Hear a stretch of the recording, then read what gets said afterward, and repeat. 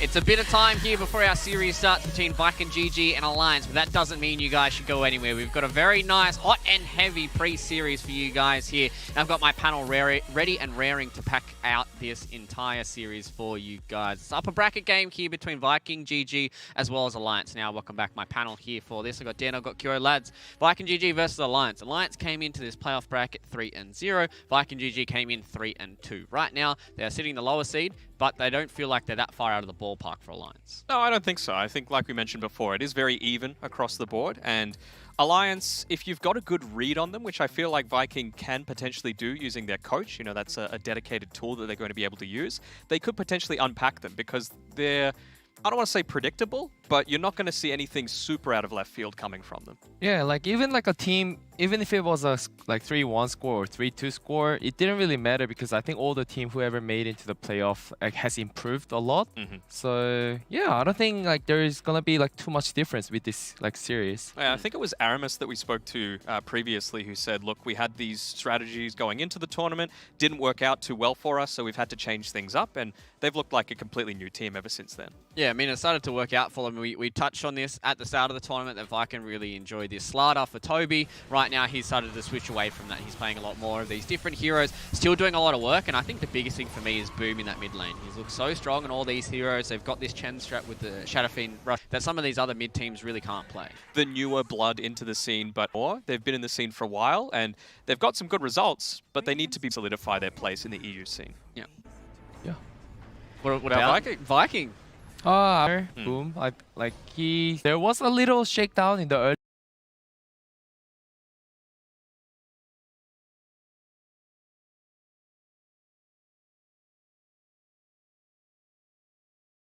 That this Mars hero is still around. Like, he is so good across the entire tournament so far. I believe he's like the most picked and has the highest win rate as well, overtaking Faceless Void over these last couple of days. And I mean, this hero is just something else. And a player like Toby, who's so mechanically skilled, is going to shine on a hero like that. Yes, but it really is a sink or swim style of hero. We saw there, just to go back to the series from yesterday with Secret going up against Nigma.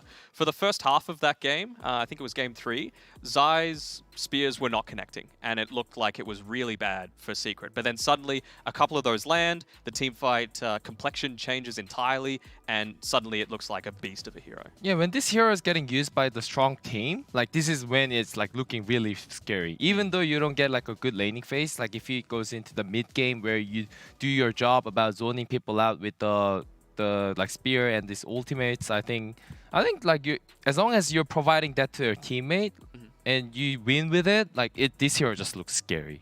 Well, on the other side of the coin, we've got another offlaner who's a god in his own right. There's S4 here coming in for Alliance, and I mean, across the entirety of Alliance, you look at all these players, and they're all insane. You know, Limp is one of the best laners that we have here in ESL 1 Germany. You've got players like Nico Baby who have just been skyrocketing up the charts ever since they're joining to the competitive scene. And then you've got an old guard in S4, like a man who's been around the block. He's done everything. He's won TI. He's done all that kind of stuff. And he's just that cool captain for them that they can play around and build stuff around. And they've also got players like Hanskin as well as F&G who are, again, just really good players in their own right. Yeah, and like we can see here with this style of draft and this just run, go at you style, they're not afraid. They're not going to be sitting back on their heels and just letting the team come to them.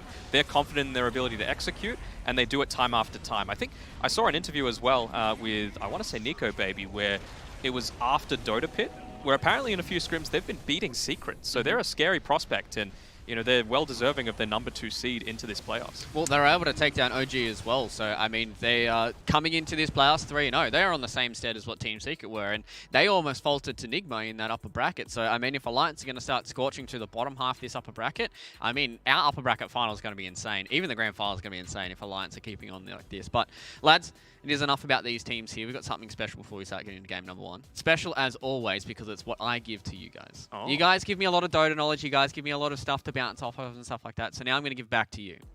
It's trivia time, baby. Woo! I'll get one right eventually. Fingers crossed you guys can get this trivia right. So, unfortunately for you, I think it's 0 and 4 right now. Oh, so it's more than 4. 0 and 5, whatever. You guys have been sucking really hard when it comes to my trivia. So that's why we've changed it up and we've gone down to multiple choice here. So let's start up the trivia line for today. Hero voice line trivia. So I give a voice line to my panelists. They have to tell me which hero it is. And if they can tell me how this works, they get an extra point. So I miss your snowballs, Ymir. Okay, well, that's Snowballs Tusk's fights. Yeah, Okay, multiple choice. That's starting to be a little dirty, but go ahead. A, Tusk. B, Ancient Apparition. C, Crystal Maiden. Or D, Monkey King.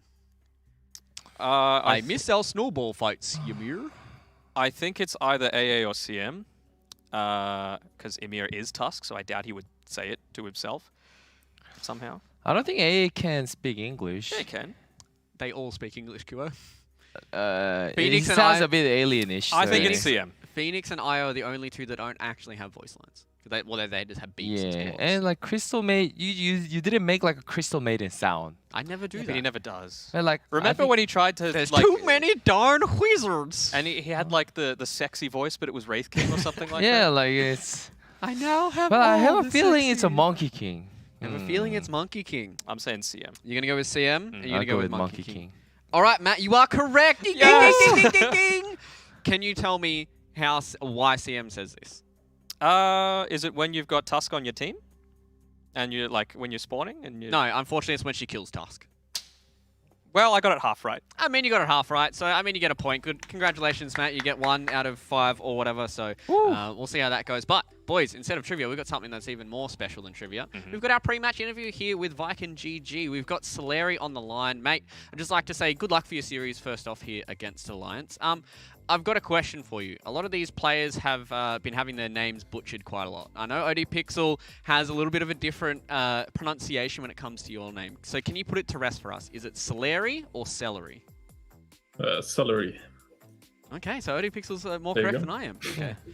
Seems like Australian pronunciation is kind of biting me in the butt once I again. think that's just your pronunciation. But Celery, you started the group stage with a 1 and 2 scoreline, and you know, in previous interviews, you came out and said that you needed to change up your strategies a little bit, go back to the drawing board a little bit. With those 4th and 5th series being must-win ones, otherwise you just wouldn't be in these playoffs at all, do you still feel like you've got some strats saved up, or have you put a lot of your cards on the table already?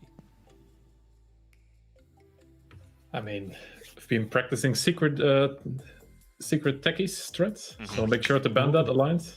Very good. Ban it first phase, please. That would be nice. No, I mean, it's not like we're saving strats. We're just playing the game, picking what is good for the game. Yeah, just confidence in your own ability, I suppose. Yep. Celery. So I want to ask, because like Navi seem to change a little bit since they go into that like last series and like first game of the playoff. I think they're playing a lot more aggressive than like what they used to do. So what do you guys think? Like, is there any changes that you guys made for like a playoffs, or are you guys just gonna be sticking with your own playstyle to beat Alliance? I mean, the playoffs didn't, or us getting here wasn't very smooth. Yeah. Like our last 2 games took 60 and 75 minutes, so we definitely talked about some of our issues. That's good. Yeah, for sure. And I just have a general question. It's not like in-game Dota related, but I'm keen to hear, you know, you are a newer person to the Dota scene, I suppose, or the mainstream Dota scene, let's say. What person would you say, and this can be a player, a coach, or someone else entirely, that's had the biggest influence on your Dota career so far, and why? Probably Zai. At one point I was feeling pretty down, but I just watched Zai streams and he was always very relaxed. I mean, this is like 3-4 years ago. He was always calm. He was just enjoying the games. He would lose 20 games in a row and he would, I don't know, just listen to his crazy music and have fun. Just crank up the Mango Bay and have a good time. Have you ever spoken with him Yeah. directly about, you know, any sort of tips or anything like that? I mean, it's kind of weird how it goes. When you're on different teams, you don't talk about anything related to strats for the most part. I don't know. You can't give anything away to the competition from his side mostly, probably. But That's true, mate. Well, fingers crossed that you do get to have a series up against Team Secret here in this upper bracket. So we'll let you get prepared for your series against Alliance, and good luck once again. Yep, thank you. Thank you. Again, another player has to rectify the mistakes that a lot of casters have made. So it is Celery. It's not Celery. So that's me trying to go a little bit too in-depth with these names. But I think for now on, I'm just going to ask players their name, and then we'll just leave it at that. What is your preferred pronunciation? Yeah. It's 2020. We can ask these things now. True. That's fine. That's fine. But now, that, I mean... I was happy to hear those responses, you know, like... you know, having trust in themselves, saying, you know, our last 2 games went to 60 in 75 minutes, so clearly something needs to change. You never want to be in that situation. It's just, it heaps so much more stress onto yourself, unless you're going for this hyper late game lineup with like an Arc Warden or something, and you're just going to be able to, you know, slowly whittle away at their defenses. Yeah, I think it'll be really good if Viking can play a little more aggressive in the early to mid game. I think they threw away a lot of advantage in this time. They rather choose to go for the safer route, but I hope they actually talked about it and tried to figure something out. I know it's kind of the trend with the meta, but it's such a QO thing to say. I love these teams when they get aggressive, you know? I'm just always, I want to see the aggression. I want to see these lane dominators. I want to see the game end in 20 minutes with fountain dives. I have a very bad trauma from like a TI3 or TI4 where all these like Chinese games went like 60 minutes, 70 minutes, and I decided to myself, like, I'm always gonna just run at them, and like, I don't care if I lose or whatever it is, it's just fun that way. Okay, well that's why QO is the only TI participant that we have here on the panel, and there's a reason why that we have to go to a break, and that's because we are getting ready for game number 1 here between Viking GG and Alliance. As I said, about a 3-minute break before we start getting into draft number 1 here for our upper bracket series. We'll see you then.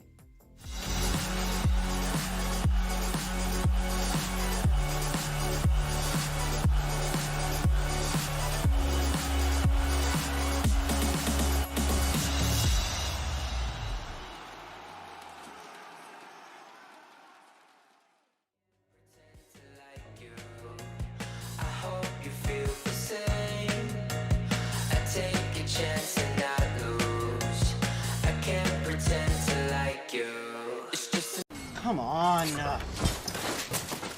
Millions of gamers rage quit every day. Mountain Dew Game Fuel's got you covered. Game Fuel is specially crafted with ingredients shown to improve accuracy and alertness. Another one saved by Mountain Dew Game Fuel.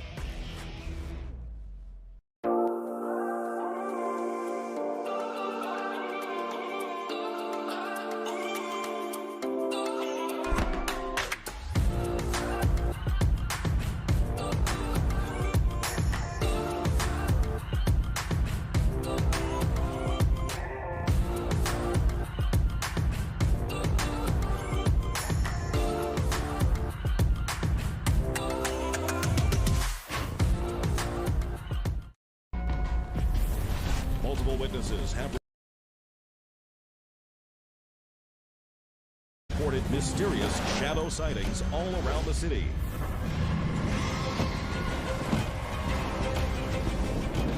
According to experts, the origin of these shadows is still unclear.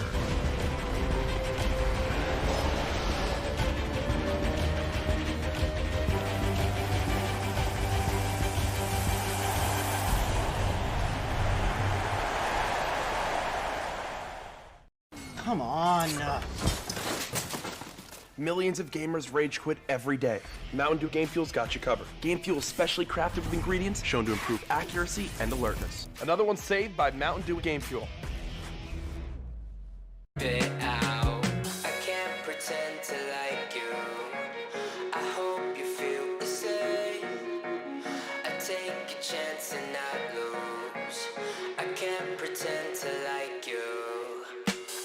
Pretend to like you.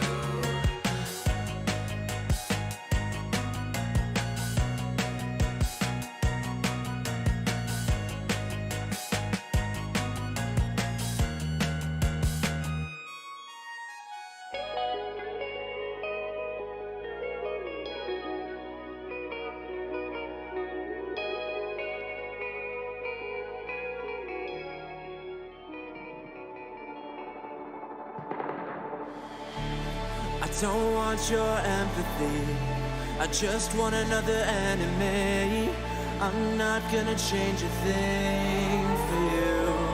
I'm over middle ground, and I really wanna burn it down. I'm not your friend, and I won't pretend I am.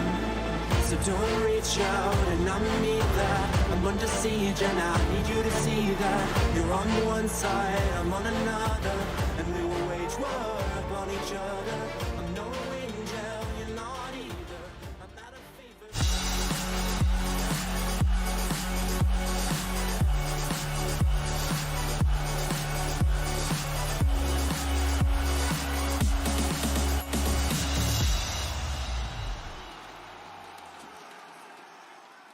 Can't say why. Welcome back, everyone. Here, all the pre-stuff is done and dusted, and that means game number 1 draft is just over the horizon. Alliance taking on Viking GG in a full best-of-3. Winner continues on in the upper bracket. Loser, unfortunately, has to go to the lower bracket of death. Right now, I've got my panelists back here. Daniel, Cured, lads. Draft is already on our faces. Talk about it. Like, it's pretty surprising. I have to admit, this Morphling and Troll ban, first 2 ban on a carry hero. I mean, they might be employing the anti-Matumba Man strat that Nigma did. There were 7 bans that Matumba, and then he just brings out the Alchemist and wins anyway. So something a little different. And picking a Shaker into a Rubik in the first phase, that's ballsy. Everything looks a bit questionable here, but like with the Morphling and Troll, it's a Nico Baby's favorite hero. I'll say, like, he's very. No, Faceless Void. Yeah. Okay. And with the Rubik, I think they are sort of copying the Liquid like the way like. There's no way you can just actually pick Rubik first pick if you're not going to be using it as a position 5 or position 4. Potentially as a 5, yeah. They're much more stronger with Aramis playing it, but I've seen Celery play it a few times as well, so you do have that flexibility. I'm a little surprised, and I would think that Alliance are going to ban out this Snapfire, because at the end of the day, when you come down to these team fights which require a higher level of execution, you just want simple. You know, you want to drop that Chrono, drop the Mortimer's Kisses, and not have to worry, and like 2 or 3 heroes just die. It just makes things very simple. What's not simple is laning as a Void against a Venomancer, because that is hell. We talked about these dirty heroes during ESL 1 Thailand, and it looks like Alliance, they're taking a page from the C Team's books. Yeah, and when I don't really feel confident with this Void unless like Nigma's using it, unless you're pairing up with Magnus Void. Like, just a Void itself just didn't really pull off. I feel like every team knows how to deal with it. So, and then if Alliance like bans Magnus in one of these 3 heroes, I think they're gonna be in big trouble. Like, starting with the losing 1 lane, and if Alliance set up like winning other 2 lanes, I think that it's gonna be a big problem for the Viking. I think the biggest thing for me is, this was something I was going to say, is making sure you don't give Celery his Chen or his IO. In this lane, if you have a lot of regen, the Void can start with those rings of regen. They're very, very cheap, give him a little bit of regen, and then you have something like an IO or a Chen to back him up, and then the Venomancer doesn't really do much to you because you don't have to time walk anyways. There's more carry bans coming out. I'm just saying. You know, I think what Viking need to do next is they just need to secure this offlane. Assuming that this Rubik is going to be pos 4, Bloodseeker is just a really good lane for it. You know, they play it all the time. It's a lane-dominating hero. The enemy team is going to have a rough time against it. They're banning out a lot of the heroes that can potentially deal with the Blood Rite as well. So I feel like that's the way that they might be opting to go. Yeah. Bloodseeker. They haven't used any of their reserve time to have a Viking, which is a really good idea coming into a draft like this. It's game number 1, full best of 3 series. Yeah, exactly. Like, it shows that these guys are ready and they've done their research and they know exactly what they want to do. So Yeah, ready to ban 7 carry heroes. I'd imagine this is probably going to be like a Sven ban to me, or something like a Juggernaut, and then they could pick up the Bloodseeker for themselves, or PA ban. I'm predicting. Yeah. Just another Nico Baby hero. I mean, all his solid staples are gone. Those first 4 are Nico Baby heroes through and through. So he's going to have to start pulling out the old cards from the other hat. Maybe a Slark might be. Like, he might want to get a little bit more active considering he's got an Earth Shaker. You need to be able to have some time to come online as this Shaker. You know, yes, you can get the blocks off, which are really good with a Venomancer if you're opting to run that dual lane, but other than that, you're not really providing all that much in the laning stage. Yeah.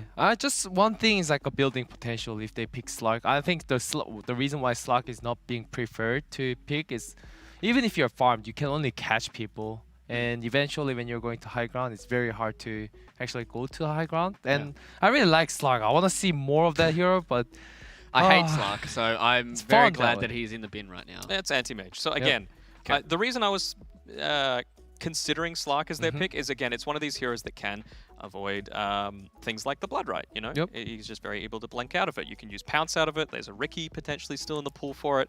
I would be really surprised if they don't pick it up right now. Yeah. Will Viking pick? So you reckon Viking will be picking Bloodseeker? Yep. Okay. Is there other? I mean, the Slardar still in the pool here for Toby. It's something that he has fallen on time Against and time Avenge, again. though, like, it's not in the lane, but Yeah. you never feel good. Maybe they just have to like save a bit of like a Toby. Like they probably have to pick like Toby's hero in this like a third or fourth phase. Otherwise, he's gonna get like all banned like his hero pool. But I don't think Alliance is gonna be like showing up like the very obvious matchup. I know that like a Viking has this like a last fourth pick. Like so they get to see the fourth pick of Alliance. And within that, they will be probably picking up Nico Baby's hero. But I'm just wondering how they will be. Okay, which heroes FNG they'll be classic with picking. the Oracle here, and Io? they just go for Yeah, the IO. I was about to say, like, it's either going to be the IO or Bloodseeker, just because, obviously, like you mentioned, you know, you don't really care all that much about this damage over time. You can just sit underneath the tower with the tether on, get some passive regen for yourself. Just a single bracer is often enough to keep this Faceless Void very happy in the lane. And because they show like a Void, like they need to, like Void lane is already countered. Like Viking has to counter one of this lane, like a mid or off lane. So Is it countered though? Like, I feel like the IO makes it a bit more even. Like, you don't have the kill with that potential, regen, of course. like double like a ring of regen with the IO heal. I think it might like help him a little bit, but I think in terms of like a CS wise, I've seen many Void players like even though you get like a double ring, you're generally low, and like a CS wise, it doesn't look really good. Yeah. With Alliance, they like to save Limb's hero for last a lot of the time, and they do have the last pick overall to potentially catch them out if they, you know, we've seen them Timbersaw teams before in the past run that mid and stomp them. It's not a terrible game for a Timbersaw based off these lineups so far, but you know, you've always still got that option. But Alliance, they're running a little low on their reserve time, only 25 seconds left. So They have to pick really strong hero here, like for the carry position, if they want to open with Nico Baby. Well, what do they go for here then? Is it something like a Juggernaut for them? It doesn't feel that strong of a hero. There's not Ursa? Drow Ranger? Okay, all right. I wonder why they went with the Drow then. Bloodseeker? I wonder why they went with the Drow if, I'm sorry, the Oracle instead of Avenge, right? If they were going to go this Drow strategy. It's saved for the Faceless Void. I mean... So does the Oracle, I guess. I know, but you also provide that offensive potential as well. Because right now, if like a Viking picks Drow, I mean the Bloodseeker here, like we're gonna be seeing, like Elias has to either swap the lane. I've seen so many matchups of this Drow Ranger versus Bloodseeker. Drow Ranger just can't farm. Like they're gonna be forced. They can just force Elias to like go offensive tri lane by just picking Bloodseeker here. And that's a pretty weak offensive trial lane if they do go for it, right? Like Earthshaker, Oracle, Drow doesn't really give you enough confidence in that lane against, you know, an IO Faceless Void and probably a Rubik. Earthshaker really, like, yeah, it's a Bloodseeker. You guys are so smart, dude. You guys are so smart. And then with the way that they pick around this Venomancer a lot of the time with Alliance, they want to go for this lane-dominating hero, which for the mid lane. And so you have that luxury with having the last pick overall in the draft. So you're going to be able to pick the perfect hero for the situation. There have been very few mid heroes banned out, only the Invoker and the Death Prophet, and the Morphling, I guess, kind of. But those aren't really the style of heroes that Limp likes to play anyway in that lane. You know, he picks the Doom, the Viper, the Tiny, Lina even potentially, and you've got a lot of potential to start dominating that lane with the more advantageous matchup that you get from being able to counter the mid, and then snowball that to create more space for the Drow. Yeah, and as I mentioned in the early, like before this match, I think Boom is like one of the really impressive mid laner that I know. He plays really aggressive. I like it. Like he has a really solid laning, a bit like yeah, like I don't really see him making a lot of mistakes. So if Viking somehow picks like one of the like strong mid heroes such as Lina or something, I'm sure Boom will be able to pull it off. They don't. Like Alliance don't have like enough catch or anything. Well, that's the thing. Just like, one Earthshaker. Boom's most preferred hero to play in that mid lane is the Shadow Fiend and the Tiny, right? Tiny can be countered in so many ways, right? If you let the enemy team have this counter pick with it, which they do have with the last pick of the draft. So I feel like something like Alina is perfectly reasonable, right? They don't have great roam. It's going to do all right in the lane most of the time, and you can still dish out damage as that mid laner into the Chronosphere. So I think it's perfectly viable. I really like this Lash ban here. What are we thinking about something like a Storm Spirit Band? And, you know, something that Boom does like to play. I think there's far too many heroes here now that Alliance have to ban. They just have to pick the hardest one for them to counter in that final pick, right? Like something like maybe they get rid of the Lina here, then they just deal with a Storm Spirit SF or a Tiny if it does come out, and then just go, okay, we've got the counter matchup for Limp. He might be able to get like a Timbersaw or something fun and janky like that. Are we lacking much stuns as well? Yeah, they've only really got one hero with 3 different stuns on the Alliance side. So maybe they're going to look for a little bit more lockdown. Again, just that's safe. Like, it does all right in most lanes, right? So I think Viking probably are going to go something like the Lina just because it is safe enough. I think, yeah, like because of this IO Bloodseeker, there's no reason to actually go for the, like, Lina. They can already dominate 2 lane by just picking Lina. And it looks like Alliance requires a lot of... They need to choose lane dominating hero, but also like a... Roam. Yeah, like a good roamer. Otherwise, like they're gonna be like lose the lane and they won't be able to come back in this game. Yeah. So there's a lot of issues coming in from Alliance in this final pick that it's going to be hard for them to rectify them all with a single hero. Yep. We might see a Doom come out for Alliance, I think. Oh, that's probably like one good choice. Yeah, I think we've seen how good someone like Iceberg is on it. Yep, Lina coming for Viking. Doom isn't a fantastic matchup against the Lina, right? You can just get harassed down. You might need to buy a Ring of Protection just so that you're not getting constantly bopped with that long range of hers. But, you know, you're able to do something, and it's a good counter to the Faceless Void. But, like, if they want to win this Lina matchup, like, I don't think any hero can simply just beat Lina. Lina is, like, a strongest hero. You have to... Well, they can if you've got the rotations, which they don't. You have to pick, like, a right hero that can use the Earthshaker Fissure properly. And is this... DK is are they changing this up a little bit? Because S4 likes to play the Dragon Knight a lot of the time. They haven't picked the hero just yet, but I think it's the Dragon Knight mid. Would Venomancer do okay against mid? Lina? Okay, S4 will be picking the Venomancer. So it's going to be Dragon Knight versus Lina mid, lads. You know, we'll talk about a few heroes that don't really, you know, fare too well against the Lina. Do they think the Dragon Knight is a good enough rectifier of a few of the I mean, it does fine in the lane, but again, you need that roaming potential. And Dragon Knight isn't the most mobile hero, right? You need to build a couple of these items first before you go into the Blink Dagger. And I think he's going to rely on people converging into his lane as opposed to him moving elsewhere. So I'm going to favor Viking GG their draft for this. Execution... But you're going for Alliance? No, I'm going to stick with Viking. I really You're sticking with Viking? Yeah. What about you, Kubo? What are your thoughts about game number 1? Looking rough, I think. For who? For Alliance in terms of draft. Well, it seems like the GG bet odds are more in I'll favor of probably just Alliance. follow GG bet odds. Like it's like the last pick DK sounds okay. It doesn't sound like that bad. It's not a 24th pick in the draft is what we're saying, you know? It's not the win condition. It's not like, oh, wow, it's that hero. It's just like, oh, yeah, it'll do fine. All right, well, lads, you heard it here from my panel, so let's hear it here from Fogged. Fingers crossed he doesn't blow off Owen's ears once again here, so we're going to leave it with Odie Pixel and Fogged.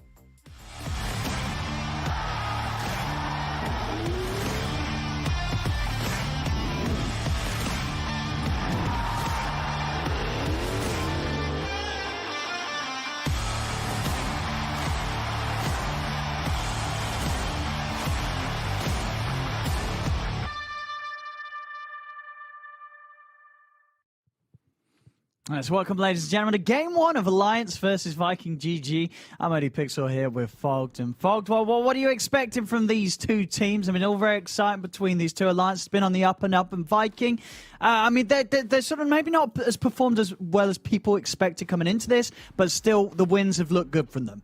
Yeah, I like their draft quite a bit here. I think it matches their style. I like when I see Viking, even from the beginning of when they made this team, you know, when we were first starting to cast them at WePlay, all aggression, just fast-paced team play. I think that's exactly what this lineup brings. The Void is obviously that slower hero, but the other four, it's all about pressure. I love it. Well, let's have a look here what we have got coming out from the sides in terms of lanes over on Alliance. Hans Kent heading to the top with S4, them on the Shaker and the Venom. Going to have FNG supporting, saving lives on his Oracle. Limp on one of his signatures, the classic Limp DK, of course, coming out at the end of that draft on the mid. Nico Baby on the safe lane Drow. Over on the side of Viking GG, Toby's there on the off lane Bloodseeker. Aramis going to be making the moves with a boots first Rubik support. And over towards the middle, Boom Mid laner, top lane, Shad, the Void, supported by Celery IO. I mean, already sort of looking at some of these lanes. I mean, top, we've got that hold, the Veno against the Void. You know, it's one of those heroes that Void can struggle at farming into. Is that totally counteracted by the fact that he's going to have Celery backing him up in the IO, or is this still going to be a bit of an annoying lane for Shad? It should still be a little bit annoying, but he can obviously alleviate a good amount of the pressure as Celery. He's gone for the Bracer build. We saw Puppey do the double Ring of Regen build. So a couple different builds we see coming out from these. And yeah, I think bottom will probably be the bigger one that we look at for just the punishing and just overall pressure. Because this Drow, we've seen this matchup so many times. Even the panel, you know, they're talking about it. Drow versus Bloodseeker. This Bloodseeker Rubik, they're going to play super aggressive. And we're going to have to see what Alliance does to kind of help out Nico Baby. I feel like he's going to suffer down here a lot. Sure. Because, I mean, I guess they do have, obviously, FNG on the Oracle that can offer some heals, but is still very much a hero that's not going to be able to hold them back when they do start diving in, and also a hero that himself is also going to be vulnerable to Bloodseeker and Rubik getting on top of him. Yeah, it's a really challenging lane. That's why we've been seeing it picked up so much. And Viking, they're very comfortable with this. Aramis, he's playing like one of his most signature heroes, his Rubik. He's been very dominant on it, and Toby's had a pretty good time on this Bloodseeker a couple of times too. So we'll see how all these things do play out. Mid, a little bit of a boring matchup, but Limp should be able to do just fine. I want to see how Boom plays around this, though. I want to see if he's actually just full harassing or if he's just doing some stuns to mess with last hits, because there are different ways you can play this matchup.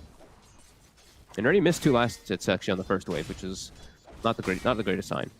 No, and it's interesting because I do feel like we do see some mid laners like they will go for that level 1 light strike array when they are against a melee hero. I mean, do you think the reason why he doesn't do that is because this melee hero Limp, as the DK, has got the breathe fire in turn, so he knows that Limp's still going to be able to play around the CS, or would you like to sort of see the usage of the stun more aggressively when you are a laner against a melee hero? I'll use, Sumail's words, because this is like a mid laner kind of thing. He said, this was his quote from TI too. He was like, I think anyone who doesn't get stun is garbage. That was one of his things. Damn, Sumail. Yeah, but that was like a while back, of course. Yeah. Because you could play so well around it, and it's like you look at it and it's the same damage, but you get extra hits and lower cooldown. It's like pretty much exactly the same ability, so. Yeah. No, interesting that Boom doesn't, of course, want to go for it. And maxing out the Dragon Slave. Yeah. So a second point into that. Not choosing to utilize the stun at all against Limp. And I think, honestly, that's to Limp's pleasure. Like, Limp is... He's doing better than I feel he possibly should do in this matchup right now. Yeah, I mean, DK usually farms pretty well versus these. Lina sometimes is the one that, you can get a little bit of an advantage because you're constantly forcing the wave in. But no, yeah, Limp's going to free farm here. And boom, it looks like he's going to miss a couple last hits, especially when this starts doubling up on his tower. Down bottom, Toby is a little low. Constant harassment from FNG is starting to add up a little bit. And Nico Baby's farm it's getting secured. Yeah, up on the top lane. Shad. Not struggling too much against the pressure of S4 and Hansken. I mean, up on this top lane, I guess with Hansken around, Celery's the one you're looking for, but still with some good tether plays, Celery can get away from a good Fisher. So saying that, though, they're both taking heavy bits of damage here, and Celery, he's going to tick pretty low. I mean, Shad, he was even thinking about taking his life there. And Celery says, no, please, I'm not going to die. Shad will let him be. He's not going to look to deny him as Celery gets the salve out, and will manage to keep them both in lane. No need to kill each other off for now. Actually ends up being great because now they get the double efficiency from that salve, and this is a whole wave pushing into Shad's tower, and he's not missing any of these last hits here, it seems. So that pressure was there, but he's still getting all these last hits, so it's not hurting him too much. Oh, even Celery getting a nice last hit there too. Very nice teamwork. They got every single one there. I love it. Sharing the wealth between the support and the core. I mean, it's little things like that. Some of the reasons why we have seen Viking have the success that they have. They do seem very in tune with one another, this team. Yeah. Lots of good synergy coming out from these boys. Yeah. On mid. So 4-minute mark coming out. So for bottle to fill up, we see Limp. He doesn't need a bottle. He just goes for the boots this game. And he's able to just go get an easy rune. Hansken gets the one top. See if he can do anything with the invis. Unlikely, though, was picked up underneath vision from Viking. Yeah. So they know it's coming. And even having these sentries around here as well. So Celery, yeah, he knows to play this cautious. Oh, and he gets to farm a juicy play ward. Nice, 15 gold. Easy money for the IO. And this, yeah, both carries. Not really feeling any sort of heat early on. Mid lane just continues to be a straight trade. Very close here on the opening limp. 26 for 2, 27 for 3 on Boom. Yep. We see bottom. They're getting the pulls off, actually. FNG is getting a good doing a good job of getting the pulls, which makes Nico Baby actually able to farm under tower. Because I felt like what Viking needed to do in this game is keep the lane in positioning where Toby is right now. Lane keeps getting moved, so they can't actually pressure this Drow Ranger as we normally see this matchup go. So we normally see the Bloodseeker plus Rubik be able to do. They're doing a good job, Alliance, in these lanes.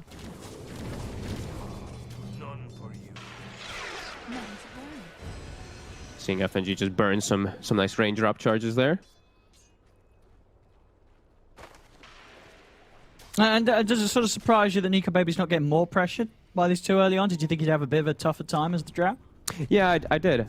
They got really good pulls off. I'm just watching FNG. He just got another one off. He's just gotten like 3 or 4 pulls off. He has the side camp blocked the whole time too, so he's just resetting lane positioning. They can't get aggro. He's getting, like, Nico Baby's actually missing a couple under the tower here and there, but for the most part, he's free farm mid. I do try the aggressive move in onto Boom. They're in with the Dragon Tail stun, but Aramis is TP'd over and Limp. He's already starting to just back off and get some hits in onto the tower. They turn towards Hansken with the Laguna Blade up. Boom's able to pop it. Viking GG get the first blood. It's just a little too deep there with that hunt and not quite able to get Boom on the right side of the Fisher block. Very, very quiet first 6 minutes. As soon as those catapults start kicking in, the double rotation comes. The Viking responds a little more accordingly. It's a nice kill for Boom. He's actually going to move away from the mid lane too. Aramis maybe get a little bit of free experience. And that's the first DK form used. Only about 600 damage on the tower, and Boom gets a kill out of it. So he's got a little bit more time here. Yeah. A few more hits on it at least. On top, Hansken is headed back over here. And we're seeing if we can do something with S4. Celery and Shad do step forward. They're actually able to take the courier out. S4 there with a bit of mismanagement of his courier micro. It seems like he's not able to slow them down at all. I thought he'd be able to slow it, even though the IO is so good at keeping all this regen going. I thought he'd be able to actually slow down Shad a little, but he's not. Shad is absolute full free farm up here. Even the IO has some last hits, as we see for Celery up to 10. Getting an op sword there. Just going slightly better for Viking here at these first 7 minutes. And we look at this, another courier snipe. Aramis finds himself one as well. And immediately TP's top. Looking for a play. All right. Hansken's deep. Hansken, he's gone right up to the wave. He gets a Fisher out, but not before he goes down. As, yeah, I mean, I just didn't expect Aramis to come in like that. Felt that against the Void in the IO, he'd always have a chance to stun and walk away, but Aramis coming in to the trees and at sort of a pace that was very unexpected, as it seemed there. As you said, as soon as he killed that courier, he was making a move, because that is a pretty, five-head thing to do, right? He knows that they're thinking, oh, he's down there, he's killing couriers, doing something in our jungle. No, he's top, and he's ganking your Shaker. Yeah, and now he's even using this time. He's utilizing his time as well. He's level 5. He's stacking. He immediately buys a smoke too and a clarity and a ward, so he looking to be active again. And look at this start here for the Rubik. Level 5, soon to be arcane boots. It's like the dream start really for your Rubiks. Yeah, very, very smooth opening here from Aramis this game. And it's actually already 2k lead at 8 minutes. They pushed look at top. Like S4 is jungling now. So Void, the pressure is gone because he has Chrono available. He's queuing up a Midas. This is looking real good for Viking at the start here. And sort of overall, why is that? Is that just because you feel that Alliance's lineup is one that does sort of want to be taking the lead early on? Yeah, you're running a DK Drow into Void. Like, sure, there's a Lina on the other team, which can be a little volatile and can kind of just die. But I think we've all started to see that Void is just the king. Even versus Spectre late game, like I'm just seeing these Voids just kill him by himself. And yeah, they're not slowing him down at all. And Drow is getting slowed down. Venno is getting slowed down. Alliance, they're about taking early towers, getting themselves a decent gold lead. I'll see the status of the mid tower here is down to less than half HP. Limp's coming in with the second usage of the DK form this game. Boom just trying to do his best to push back with the Dragon Slave spam. And top lane, Shad and Celery attempting to step in onto S4. He's able to slow them down enough, and a good job that he does. I mean, a few bashes and Shad would have dropped the Chrono to commit. Hanskin was trying to get aggressive onto Toby there, but Aramis was rotating. There's a ward that was just missed by the D ward from Aramis, but he's looking to set up onto Limp mid. Limp is kind of low, but 21 and a cloak. Kind of a tough kill here still. Yeah, they're not going to be able to burst him. So they just hold it safe by the tower, keep on farming. Bottom lane, Fisher set up onto Toby. A root coming in. So they should have the damage here with Nico Baby firing in from the side, or maybe not, because Celery's here. He's in with the save, and Toby, he's going to be fine. Turns around, Bloodbright down, forcing Hansken to step out to the side, and they keep the Bloodseeker alive there. Alliance not quite having the damage to take him down before Celery turns up. Now Limp's up on the high ground trying to contest it. There's a lot of heroes here. They do manage to get a lovely Fisher from the low ground. Hansken able to put a stop to that hold on to Limp, attempting to keep him in the Bloodbright. As Limp will be able to walk away from that. That would have been scary for a second. They're getting their time to farm up here now. Nico Baby, level 7, very strong. He's actually setting up with Limp mid to pressure here. Tower's already taken, though. Yeah, I guess maybe just feels that the bottom lane is no longer sort of a safe place to be now that Toby's at level 7.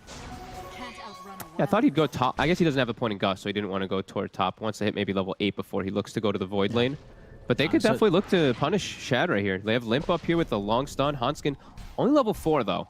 Yeah, big moves. Is it done? It's done at the same time, though, whilst S4 vacates the top lane. He's TP'd down bottom at the same time that Alliance seemingly wanted to try and make a move top. So with it just being Limp and Hanskin, they actually have to back away and now head over towards mid because Nico Baby is going to be saved by FNG, but there's the Chrono from Shad. Nice reload. They're able to bring him in with a big relocate, lock down the two of them with the Chronosphere.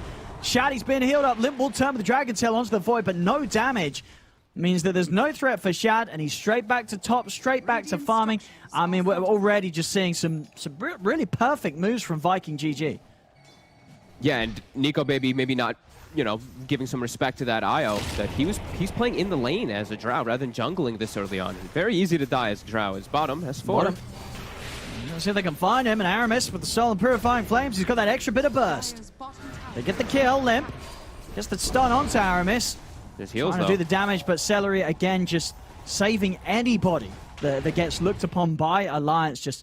He's always there, Celery, making the saves happen. Oh, and the Purifying Flames with the IO. Oh, Aramis is just back up to full HP after that pressure play. Oh, we see it there again on the replay. Fantastic chrono and relocate movement there from the two of them. He still hasn't taken a point in Gust. I'm not a fan. I think he should have taken it at 8. I think that might hurt him a lot here. I think especially in that situation too. Like, he had a especially chance if he's to coming to lane Gust. right. Yeah, if he's not going to be playing in any types of lane rather than just jungling, I feel like he should have at least 1 point. Because the reloads can come in. You can just Gust on the reload. So that did hurt him a bit there. I'm trying to go in onto Toby, but the heals are there for Celery. There's just not enough damage to take him out. As we're really just... It seems at the moment that Alliance's real struggle is if they don't have Nico Baby around. And even when they do, the damage just isn't quite yet there at the moment to deal with the sustain of this IO. Celery, anybody that he tethers, is just not going to get killed off by Alliance's attempts right now in this early game. Yeah, I mean, their damage, like you said, it's really going to come mostly from Nico Baby. The two supports on this side, they don't deal the most. Sure, FNG, he can burst one target with his Purifying Flames, but it can be a bit hard playing versus IO. He can counteract really quickly. DK's damage not the biggest right now either, so... Yeah, definitely some lack on Alliance here, and just needing to buy time to farm. But I don't know if time really helps them because you're playing into Vikings. You're playing into Vikings' hand. Yeah, Shad, he's loving life. He's top net worth. He's in the top lane. He's getting all the space in the world. Midas running at a good time, and also by the looks of it, he's going to queue up the BKB next. I mean, he knows when he gets the BKB. I mean, we're seeing already the lack of damage that Alliance's heroes have right now. That BKB, it's going to make him invincible. Only really the Drow is going to be doing anything through that. Even the DK, you're just not going to have those right-clicking items on them anytime soon if they do come out. Gets the ward down. He sees Nico Baby, but Nico... Boom, just relocate coming in. Oh, they're actually going to get him there anyway. Yeah, they're just going to move in with the chrono. There is going to be a false promise from FNG coming in, and here's the reaction from Alliance. Big gust onto the 5 of them. They're turning over towards Boom. Boom trying to step back. The Bloodbright's down. Fisher out onto Boom, but Boom's actually able to make it out of there. And Celery, the relocate, takes the Void back out to the bottom lane. Actually, no, Void, he sticks around. Sorry, it's taking Toby back to the bottom. Shad stays up top. They're still trying to chase down Aramis. Aramis, he's just going to go straight up for the TP out. Oh, he's going to make it away. He tries to stun him with the Echo Slam, but the range of the Aftershock, of course, much smaller than the Echo Slam itself. So the damage was done, but the stun wasn't there. Nope, nobody died. That was the weirdest thing ever. Nobody died. Alliance reacts perfectly, but Viking, they disengage perfectly They just couldn't kill anyone. They get everybody out, and then they go bottom and take a tower, too. That's some heads-up moves coming out from them. And now, I mean, Echo Slam is on cooldown. DK Dragon Form is on cooldown. Some big ultimates were used. Even though, you know, Viking, they did use their Chrono, definitely the bigger ones used on the side of Alliance. Radiant's bottom tower is under attack. And as you said, you know, it feels like for Vikings lineup, sure that the Chrono was used, but the downtime, it doesn't really hurt them, right? No. As long as, you know, Alliance don't come a-hunting, they're more than fine waiting out these 90 seconds, allowing Shad to just continue to hit creeps and work towards getting that BKB done. Yeah, they're getting quite a bit more space on the map. They're even being able to pressure these lanes here. Look at the way the Alliance is well postured. Everyone's kind of just sitting in the triangle area protecting Nico, baby. Limp is farming a hard camp, but he's definitely struggling to find a little bit in comparison. Viking just playing the map a little bit better right now. First 15 minutes, only 5-0, but slightly better movements pulling them ahead. As bottom Alliance, they're trying to sweep through their jungle. No Echo Slam. Gonna be at the ready for another minute or so, but they do have Limp with this form. Yeah, no, they have got the Poison Nova ready. I mean, S4, he's not skilled it, but he has a skill point ready to go for it if he needs it. Gonna look towards Toby, but there's the save again. Celery. Oh my god. A quick relocate out to the side, gets Toby away from the attempt from Alliance. They'll turn over towards Shad. Have they got enough control for him, though? The Blood Right laid down to give him the space to run. There's the jump, though. With the Poison Nova, Shad's going to take huge amounts of damage. He's still trying to run, and with these Time Walks, he's getting away. Celery does go down, but his moves may have just saved his cause as Shad's able to break away, go for the TP out. Shad will live. It's S4 in onto Aramis. Aramis tries for the TP, but Limp, he's got the stun, so Alliance finally able to get some kills themselves as they find the two supports, but Viking are able to keep all their cores safe. Limp's Blink Dagger's paying big right now. Being able to get all these catches and just dodge the Blood Rights and reinitiate. It's kind of the only thing that's going really well for Alliance, it does feel like still. Because they're really suffering to get Nico Baby involved. His farm isn't bad though at all. He's actually almost level 12 and he's kind of tying the Faceless Void with a Midas.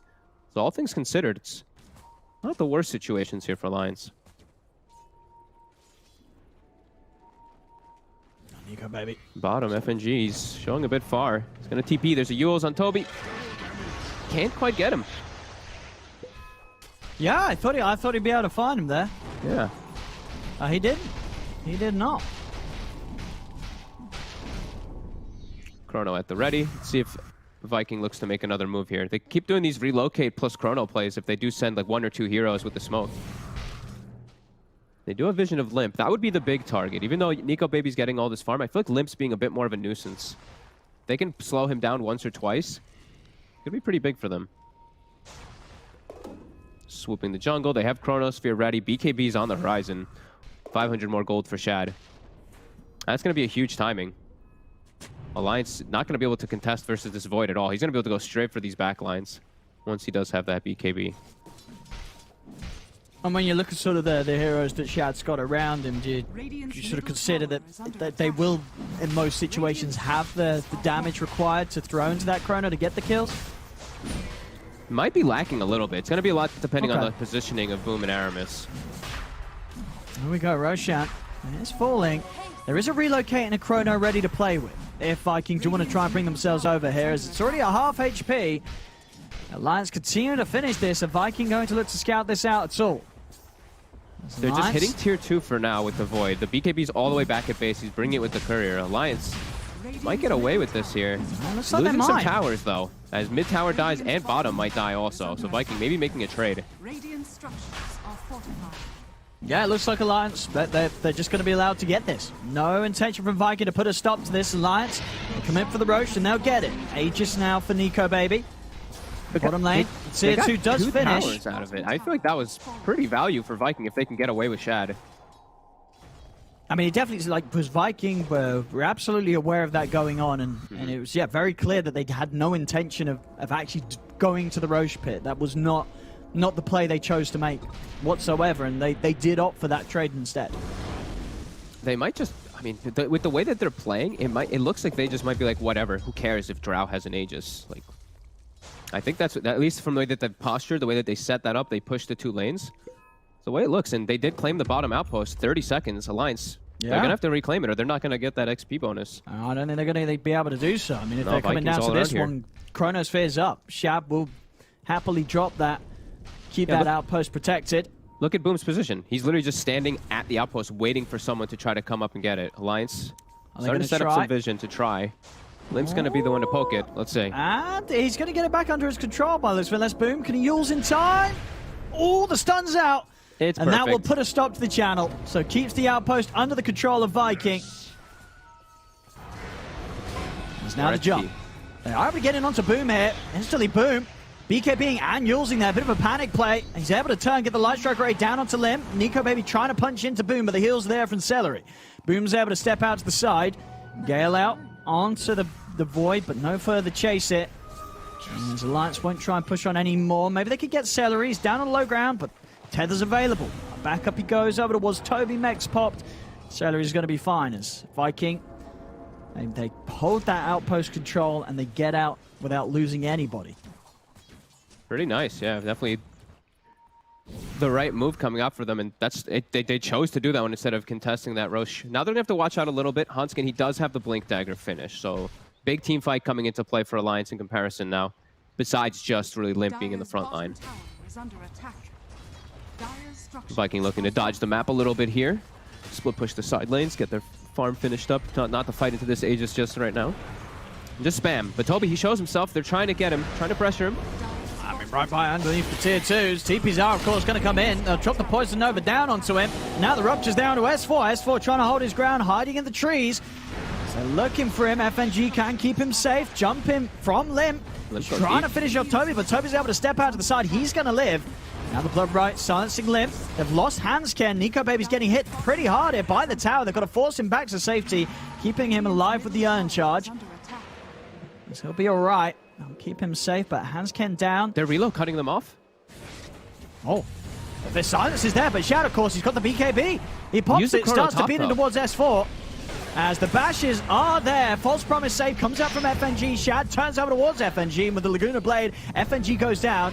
S4 still trying to juke his way out of this. Nico Baby, he's gonna need help. He's trying to turn, can't quite finish off Aramis. Aramis is still alive. Limp goes in with the stun, the Breathe Fire, and the hits onto Toby. Both of them are so low. The Blade wards out. Toby, is he going to live here? He is not. They get the kill. Limp's gonna be able to finish off Aramis as well here with a Breathe Fire. Claims another. Alliance hitting back hard.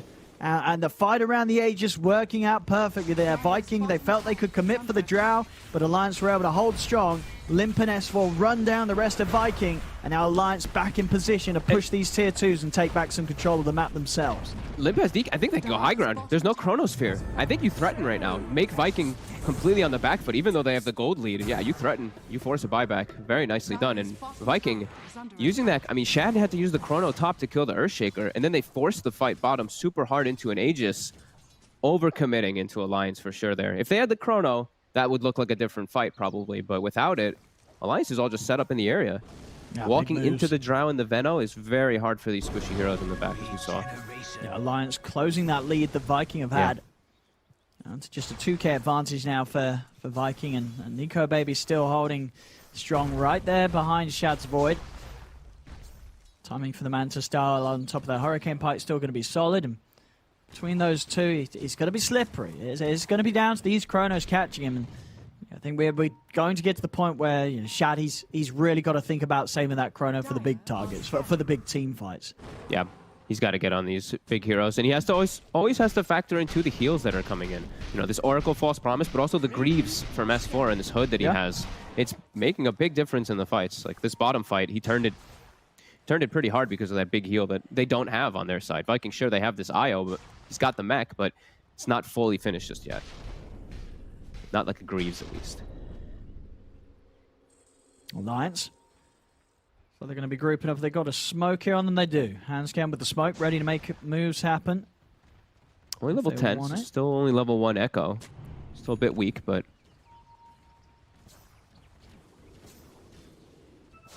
Nico Baby, very strong. He's actually looks like he switched the build. Yeah, he was going for the Manta, now he switches to the BKB. Just a little scared, I guess, of the Lina just popping him still because he's very squishy on this draft still, only 1600 HP.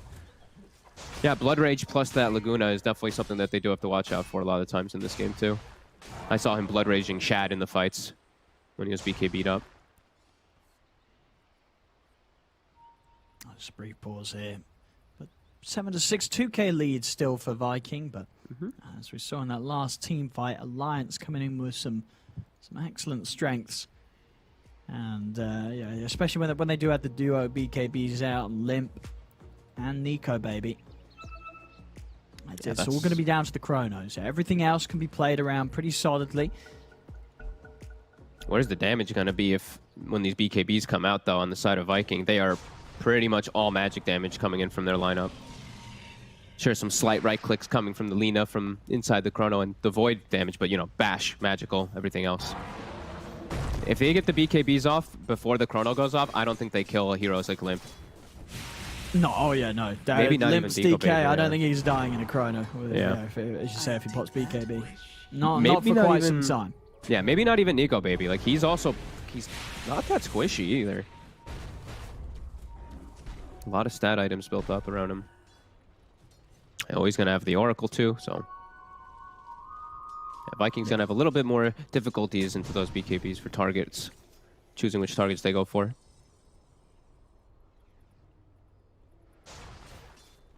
Very quiet game after we had, you know, OG and Secret and stuff yesterday pulling out like 50 kills in 25 minutes. Like, this is 6-7, Owen. It's 26 minutes almost. A nice, relaxing game.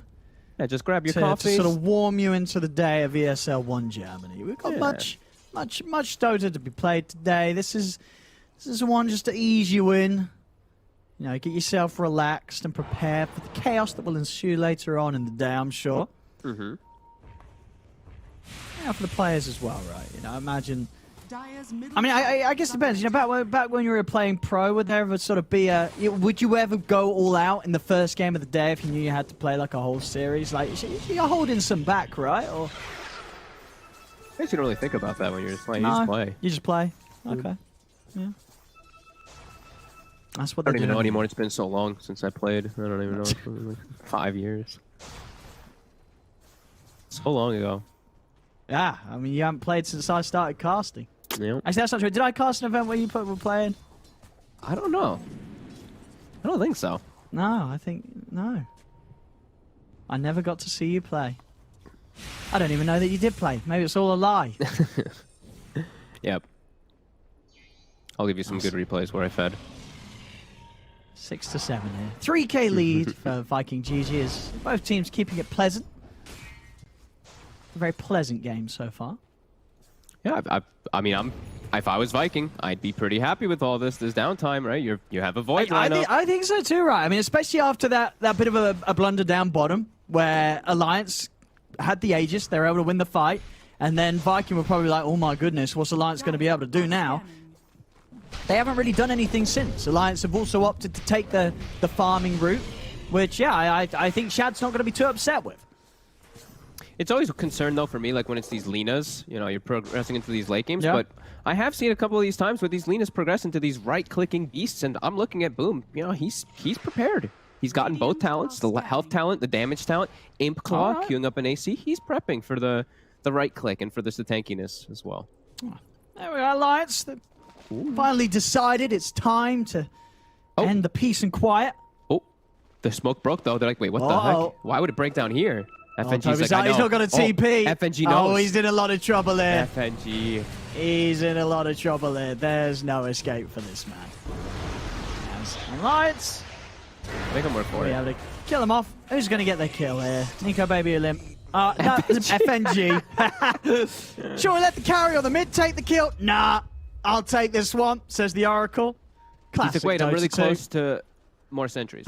Radiant's top tower is under attack. Good old FNG. I mean, you know he was doing that with a smile on his face. Actually, we do have the cams, actually. We could have checked that, maybe. Dude, the cams were killing me the other day. Sox, oh, yeah, did you see good Soxa shots. with the one hand? Yeah, it froze with him touching his chin, so he looked like he was playing one-handed the whole game. Oh, that's amazing. I mean, the truth of the matter is tier. Saxa could probably beat a lot of Dota 2 players playing with one hand. Yep. He's rather good at the old game. Dire's middle tower Mid is lane. under attack. Alliance continuing to siege. The pipe is also now finished too for S4. An item that is very expensive, but definitely has its merits this game versus so much magic damage. Now, wasn't Saxa the player? He's got multiple he got multiple accounts at the top of the leaderboard, right? Yeah, he had 3. I think he had 2 or 3 in the top 3 at one point. Yeah, rumor has it was one account per limb. One was his right hand, one was his left, and one was his right foot. Possible. A man of many talents, Saxa. And the mid tower taken away. No contest here from Viking. They'll just let that happen. I think Viking are still like, I think Viking's sort of approach right now is if we don't make too much noise, they won't notice that we're farming quite peacefully. So they're sort of just avoiding Alliance right now. It definitely does seem like that. They're just both teams are just waiting for these perfect opportunities to jump each other in the back lines. They're both just afraid of the counter initiate. A nice ward right now from Alliance is spotting the IO as well as that Void up top. And they're just going to actually make their way right into that Roche pit again. Maybe forcing Viking's hands. Viking this time around, giving up an Aegis and a Cheese is a little bit more than just that one Aegis. It's going to make it a lot more difficult to actually take that fight. But I don't feel like they can contest it. Yeah, it's already going to be dead. Vikings still just on another planet right now. They're just, you can have the Roche, we don't care. You can have the tower, we don't care. They're just letting Alliance sort of just walk around the map, do what they want, whilst they avoid it all, and Shad does continue to push himself further and further ahead at the top. He's got the full MKB, going for the Satanic next. It just feels that Vikings' approach is, we get this Void to a point, then we've kind of got the game. And Alliance, we'll see how much they do try and speed it up, but it doesn't seem like Alliance feels they're under too much pressure either. It almost feels like they're also rather happy with the state of the game right now. That is the way it feels, absolutely. Yeah. Both teams are like, we got this. I feel like Alliance, especially with this Aegis and Cheese, they have to do something with it, though. Okay. Like pressure and force something. You can get this gold lead away from Viking with this Aegis and Cheese, just causing all this pressure on the map and just shrinking it. Wow. Like if you start hitting this top tower, if you start hitting the racks, you have a catapult wave. You're gonna have to. The Viking's gonna be forced to come back. Unless they just decide to hit the tier 3s themselves and not care. Which, I mean, Shad's just running. He's approaching them right now. Dire's middle tower is under attack. And yeah, they always can do this with the relocate and stuff too, I guess. So they're going to counter push themselves. Let's say Alliance. So there's a bit of action here. Yeah. Or maybe not. Is under attack. I mean, Shad's pushing faster. Shad is actually pushing faster than the whole of Alliance. So they're going to head back. Alliance with some TPs. Who's heading back? Handscan is, Limp is. Are they going to chase? Is Viking going to get a chance to chase out here? Because they have reload, and if they catch 2 heroes, or if they catch one or... Nah, they're not going to try to. I thought Aramis might pop the smoke and try to look for some heroes in his jungle. Shad's back to farming. It's like, okay, well, we stopped the push. They came back. It was we'll a DK form used, too. That's pretty big, so it's going to be on cooldown right afterwards. I wanted to see them just run into their jungle somehow with the smoke to try to catch some heroes, but it looks like they're still giving a little bit more respect to Alliance anyway. Even though the Earthshaker and DK had no way of getting up top. It would have taken them an eternity. We've seen those pullback plays a lot from teams, especially lately. You force one TP, immediately make that move. They couldn't, as they don't really have much vision either, actually, on the side of Viking. Very limited. They're heading down, Alliance, seeing if they can find Shadow Celery. Oh, Hanskin, he's got vision of him for a second there in the invis. Celery. Shad. He's got a TP. Oh, his Midas is also available. Oh, Celery. Oh. Wait, he didn't see him there? He did. He said Shad just ditches. He's like, see you later, nerd. All right, not even offering up a tether target. Nope. Hey, we saw what happened the other day when, with the whole puppy and the ditching Matu thing, but... I was going to say, there's some trust issues here between some of these players. And we're seeing why. We're seeing people getting ditched left, right, and center in these recent games of Dota 2. But finally a kill. A kill has occurred. 8-7. 8-7 at 33 minutes in. Radiant's top tower is under attack. Yeah. The farm game continues. Yes. Yes, it's but wonderful. Limp is on the hunt, though. He has a Shadow Blade. He can find some big things here. Oh, here we go. Limp's giving us the action. I like Limp. This man, he wants to kill. Big We, fan. we see it. He killed Celery. He killed Aramis. You know, he knows what the viewers want. Ooh, but They look, want action, and Limp's ready to give it to. Shad's trying to find action too in the mid lane since the DK did go toward the top, but oh, they actually find Hanskin. Pretty big grab. Alliance probably don't want to fight without him. But there's also Rubik down, so let's see if they see Boom 2 out of position. Limp's trying, but ooh, nice use. Over the Dragon Tail, Boom's away. Get that ward sentry down. I mean, look at Boom's damage. You know, this isn't. He's starting to hit pretty hard. That MKB, I mean, the double MKB's right. They both got him out. Bit fragile on the Lina because of this, Yeah. but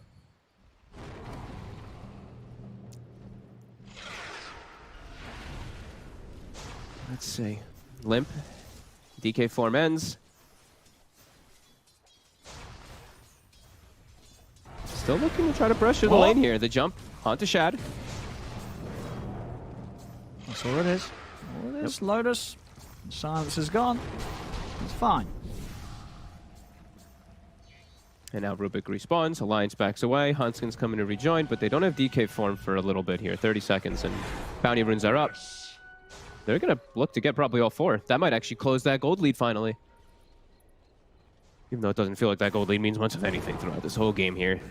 It's No. just been a... It's less than 1K. Yep. 35 minutes in. 9-8. You may think nothing's happened this game, and you're actually correct. It hasn't. We're still waiting for it to happen. Hopefully, it will soon. Don't worry. I mean, Something always does, but so far, not a lot's happened. I've got So fun if you're stuff to just look tuning in, don't bother about watching the replay. You didn't miss anything. You've just tuned in for the exciting stuff. It's going to kick off in a few minutes from now. I promise Oh, you. it's about to actually. The There ward we go. bottom. It's I about told Shad you. walking out. See, Boom. They find Limp. Oh, Limp! They Got found BKB it. though. He's having to pop it. He's going to use the Dragon Form as well. He's ready to go. And he's in. He's in with the stone on Aramis. Limp, again, the savior of these peaceful times, coming in with the violence and the aggression that you've all come here to see. Chrono's down. He's able to catch the two of them. FNG and Hansken have been caught by Shad. They take out FNG. Hansken to go down as well. Double kill for Shad. Over towards Limp they look. Limp trying to hide in the trees, but they're on top of him. He's out with a blink to the south, but the light strike array from Boom will catch him. Shad, Toby and Celery turning over towards Nico Baby. Nico Baby with the BKB in the Hurricane Pike down to the low ground. Limp tries to get back in onto Boom, but the stun's there. Shad's in on top of him. Light strike array again onto the DK, controlling Limp. Limp's going to go down. And Nico Baby, the last one left surviving, has been found in the trees. And Viking, they've just killed off every single member of Alliance. That's a whole team wipe there by Viking GG. They did lose Aramis. He came in with a buyback. But other than the Rubik going down, nobody else losing their life on Viking. Perfect Chrono. Catches both of the supports, both of the back lines, just kills them instantly. The fight from there is impossible for Alliance to win. They only have their 3 cores up versus a full 5-man squad in that area. They're just panicking. They were trying to do as much damage as they could, but yeah, just too much control, too much kiting. Now Viking, they have a huge window here. Do have to give some respect to the Echo Slam still as it is up, but yeah, just a godly Chrono coming out from Shad. And it does feel like the window's only going to get bigger. It is one of those games, as you pointed out earlier. Alliance, they're running the Drow DK. Nothing was really done for 35 minutes. They farmed. They did farm, but now they've got to deal with a game that's shifting into the later stages, and a game in which there is a void at the top of the net worth, and with pretty much all the tools he needs at the moment, Shad, and still more to come with the rate that Shad's picking up these items. And his build is perfect too, this game it feels. With the Halberd versus the double kind of range carries, the DK of course when he turns into Dragon form, and then I've Scotty versus 2 range carries and versus the health region of the DK. It's ticking all the boxes, and he's playing the farm game like we said. This is why Viking was just sitting back, waiting for Alliance to make anything happen. They know. They know that they can just play this one like this. They've got to come in with big hits. They've got to come in with big hits here as they're grouping up again mid. It took them, the fact is though, that the game has gotten to the point where their respawns are so long, Chrono's back up in 20 seconds. Like, they're level 22, so this Chrono, it's almost up for every single one of the fights if they do win a fight off of the hand of it.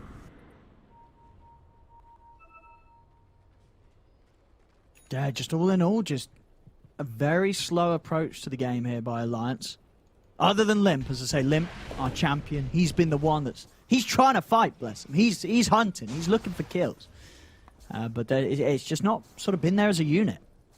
As it's looking to be a little risky for Alliance now playing to this stage. Shad with the chrono. He's out hunting. It's always up. It really just does feel like it's always up. And boom, he's hitting so hard now in these fights. He has a leveler now on the Lina too. Oh, wow. You want some more attack speed with your attack speed on top of the attack speed? Yes. And Hyperstone. Yes, he does. And he's got the talent. There you go. So he's gonna be packing a pretty punch. What is his attack go speed? Down. His attack speed right now 707. 0.24. 0.24 seconds. There's some numbers that you probably won't be able to actually visualize what that actually means, but I'll tell you what it does mean. It means a hell of a lot of attack speed. 4 attacks a second. There you go. And that's that's with the 3 stacks. And of course, he can get overcharged. It doesn't go much faster than that though. This is close to max attack speed if I'm not mistaken. 0.24 is very fast. Yeah, I think you're right. It doesn't get much better than that. I mean, getting into the territory fogs where I think they might have to consider a build that is a sacred build. It is the Bashalina. What do you reckon? No. Okay. Okay. Well, when we see him pick it up, I'll be the one having the last laugh. Okay. Chad, he's getting a real good positioning here. Getting onto the high ground. He's going to see everyone. The ward's placed by the Oracle. Oh, I mean, Shad could get it. He could get a solid chrono here. Hanskin's hiding on the sides there, though. Shadow amuleted. Alliance all at the ready around this Roshan. The third Rosh is up. Aghanim's blessing on it as well. This doesn't look like it's going to be an easy one for Alliance. I mean, they got away with it last time. With this, see Viking let them take it. Last time round and round the Rosh. Viking's ready to fight finally, though. Hanskin's being sneaky, though. He is. He's hiding. Hiding in the trees with the Shadow Amulet. Viking. Boom's going to just start hitting this mid tower, though, to try to force some moves back. Kills it extremely fast, as we see. Taking down in no time. And still positioned around the area, Shad. He has the ninja gear, so he's always popped in a smoke here to get positioning for this chrono. This is actually really nice for him. Yeah, it's a brilliant item for the Void. I mean, that 20 agi. Can't pass that up. Shad's, if he can get onto that right high ground here, that will just destroy Alliance's fight. As the jump, Limp. Alright, see them trying. Go for Toby here, but he's got the Essence ring. He's out to the side. Limp's had to put the BKB S4. Jumps in with the Poison Nova. Boom turns straight towards him. Look at these hard hits coming out. He's got to run. The safe will be there, but he's been ruptured. S4 has to hold his position. As Viking GG, they'd be relatively happy with this. They've forced Alliance out of the pit. They force out, of course, a BKB usage. Toby does get low, but Celery's able to heal him out. That's the big thing. Yeah, you're right. Actually, yeah, Limp using the ults as well. Yeah, both of the big cooldowns here being dropped by Limp on his DK. The Poison Nova, too. It's up again in 30 seconds because S4 has an Aghanims, but yeah, Shad. Oh, they're going to get the jump on him. Can they burst him before he's able to put the BKB in the time walk, though? That's the question. They can't. Shad, not able to get in range for the chrono as of yet. If they step away, over towards the river they go as they find Hansken, but the save's going to be there. FNG using the false promise to keep Hansken alive. He will live. Limps him with the Dragon Tail stun onto Celery. They take the IO out. Alliance, they get one. They catch anything more here. Oh, Toby, slow down. The Poison Sting slow. Limp and S4 with the wrap round. Toby. And on top of him with the Dragon Tail, there'll be a buyback from Celery. He's relocating in to make sure that he has the backup required. S4's Toby to up in a remain second. safe. And see, he's trying to jump in. The instant lift. Can they burst him in time? The light strikes down. They kill him off before he can get the ult. Instant plays there from Aramis. They turn over towards them. Jump forward from Shad. He's looking towards Hansken, but he has been disarmed. Shad, no BKB for 20 seconds. Hansken hiding under the Shadow Amulet. It's going to save him. There's no detection down. They don't see the Shaker. Nico Baby trying to find Aramis, but with a force up to the high ground, Aramis is away. Nico Baby, he forced himself in. He wants to try and chase the Rubik, but he got baited. He got baited hard by Aramis. Sliding up to the high ground, allowing Boom to kill off Nico Baby. Shad finishes off FNG. There's 4 dead on Alliance. Viking's going to head in the pit, and this Roshan's theirs. Aramis, Plague Ward, he puts it down. He hits Hansken, cancels his Blink Dagger. Hansken Echo slams the floor. S4's ult had just come up. When he blinked in, it literally had split second just come up. He blinks in, gets instant lifted, and dies. Aramis. Aramis just crushed that fight, and then Void is able to set up a perfect chrono because of all of it. Phenomenal. Wow. And now it's a level 24 Void with the Aghanim's Blessing on top of everything. Oh, he did as well, didn't he? He did. Yeah. He went and got it. He got the axe drop from the Roche. Yeah, it's an 18k lead right now for Viking. And a slow game from Alliance. They nice S4.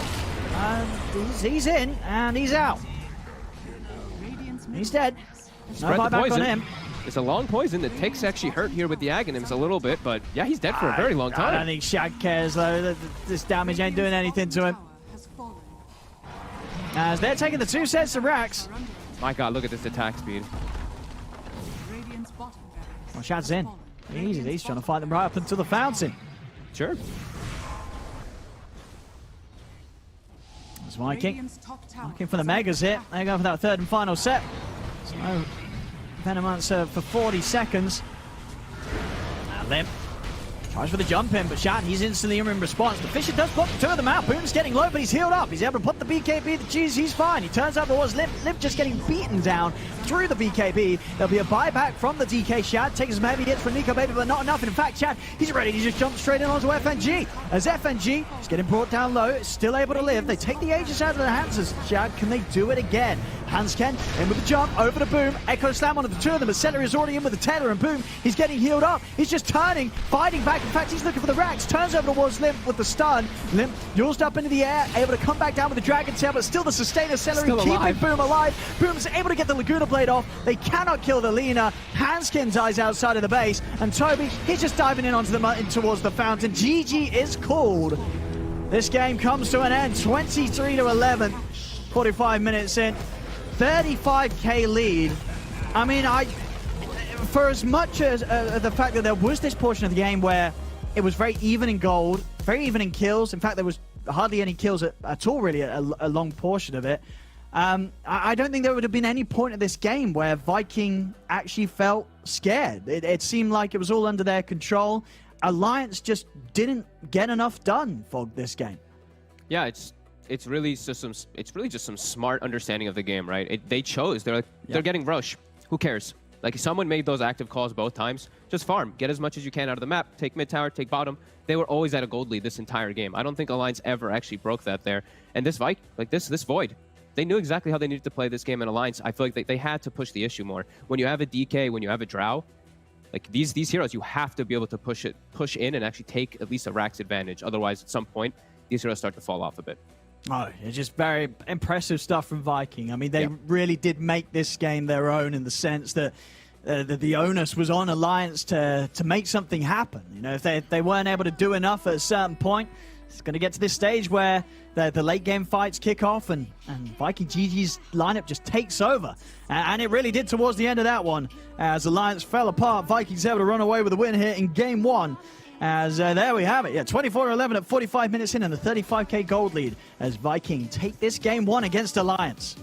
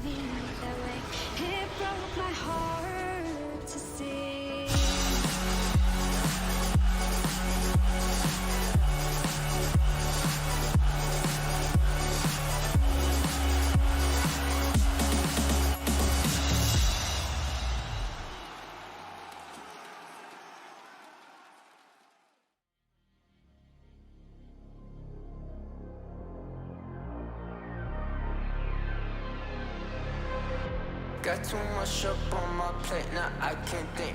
I said woke up, take a extra, now I'm feeling this is it. Want the money, want the rest. I do purse, not no cess. They say done, it's why you sad. I said I just need the thing. Red tape, got too close, I hate the city. Black face, show you everything you need to your phone, get it back. Someone said it's sad. I used to want it back. I know it's in my head, keep seeing you too many times.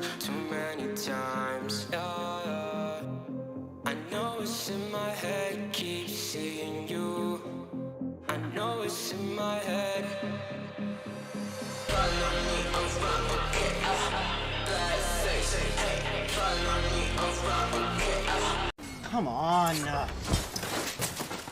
Millions of gamers rage quit every day. Mountain Dew Game Fuel's got you covered. Game Fuel is specially crafted with ingredients shown to improve accuracy and alertness. Another one saved by Mountain Dew Game Fuel. Multiple witnesses have reported mysterious shadow sightings all around the city.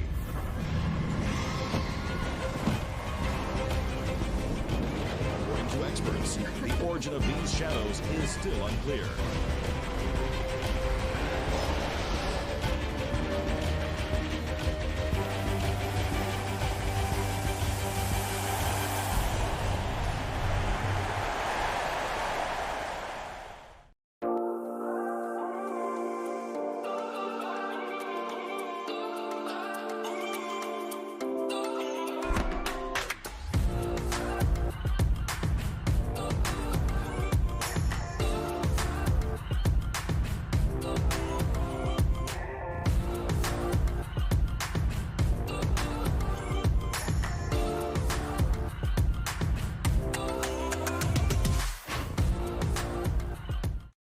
Come on.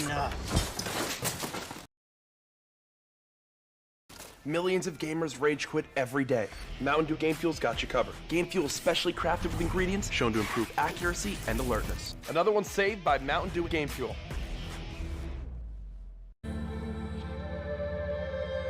So get back up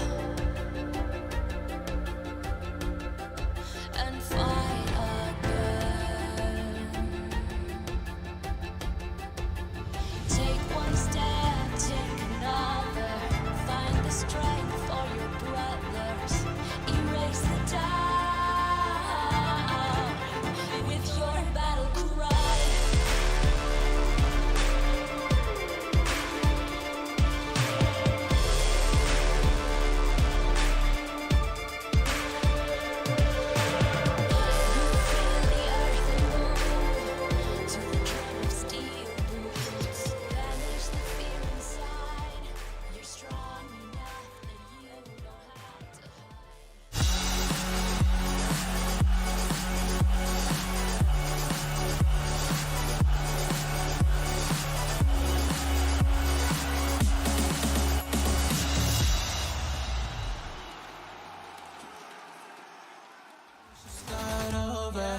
Seems like our upper bracket is starting to pan out like a game of upsets here. With Viking GG taking the first game up against Alliance, they put themselves only one game away from securing the series. But I'm sure the boys of Alliance will not let that happen. Now we get into the end game of game number one. And I welcome back my panel here. I've got Danog, Kyo, lads. Game number one there between both these two teams. Looking pretty hot there for Viking. I'm very proud of you. You said game, not map. But So yes, no. counter law. Yeah, very good.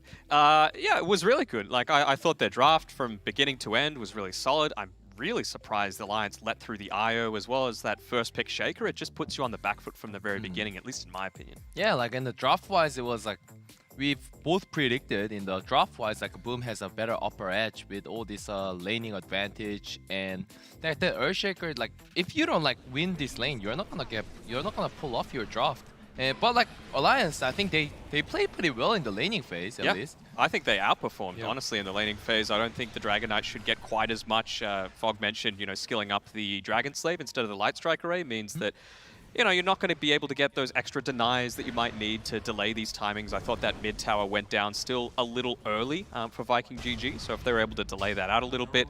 And then the misplays coming from the Earthshaker. It has to be said, Hanskin didn't have one that he would like to remember, but I thought, at least within team fights, Viking GG impressed me. You know, just their positioning, their target prioritization, it seems like they were all on the same page. The way they kite was really impressive. Yes. Like fighting for 20 seconds, 30 seconds, not being like not get fall into the Alliance bait.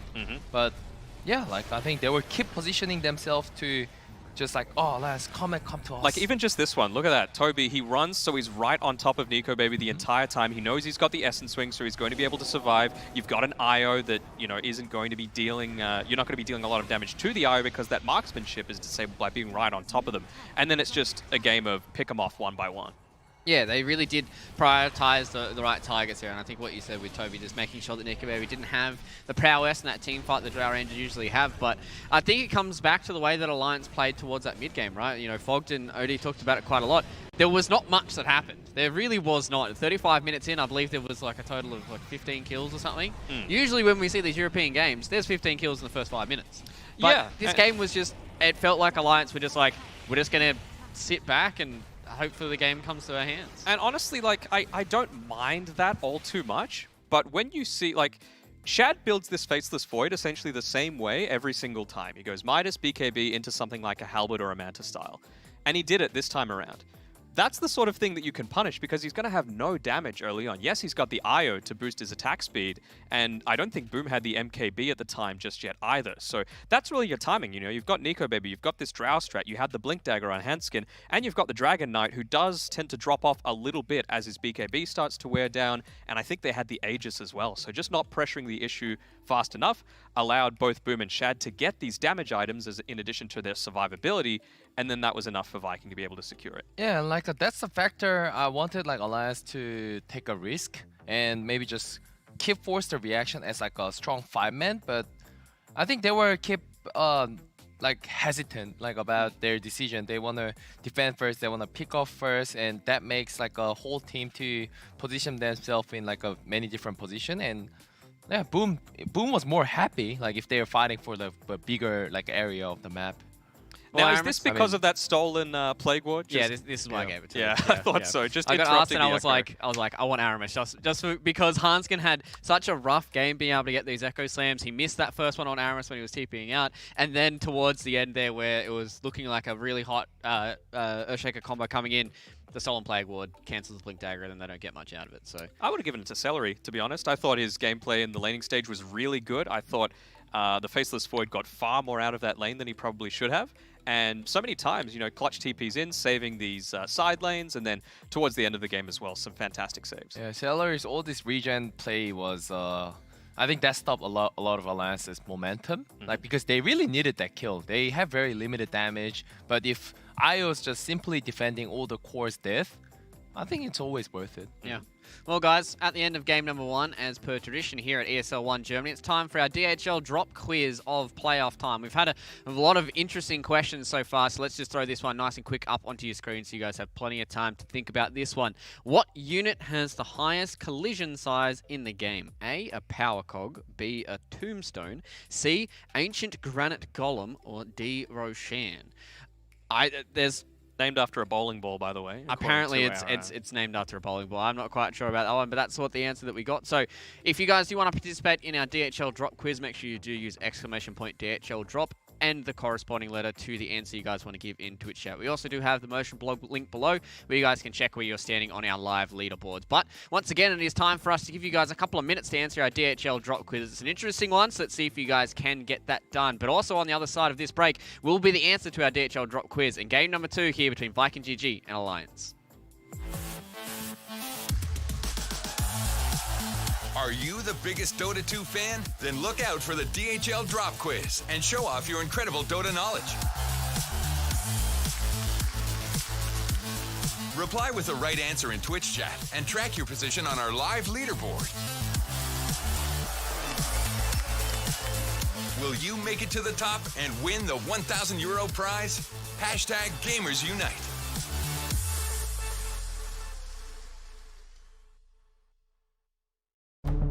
With the right CPU, you can turn any game from familiar to phenomenal.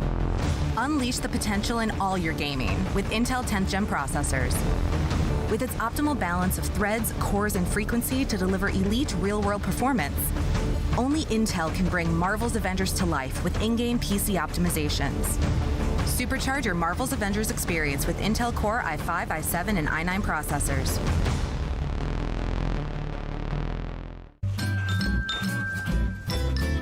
You ready? Huh? Hey, he's a good boy, huh? You ready? Huh?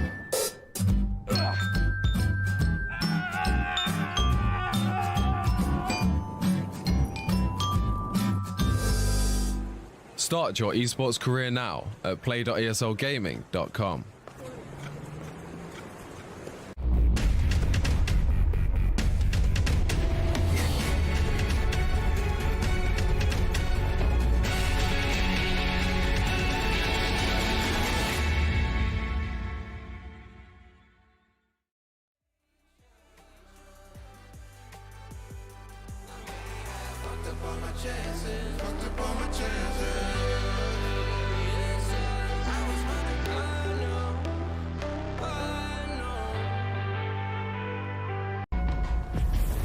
Multiple witnesses have reported mysterious shadow sightings all around the city.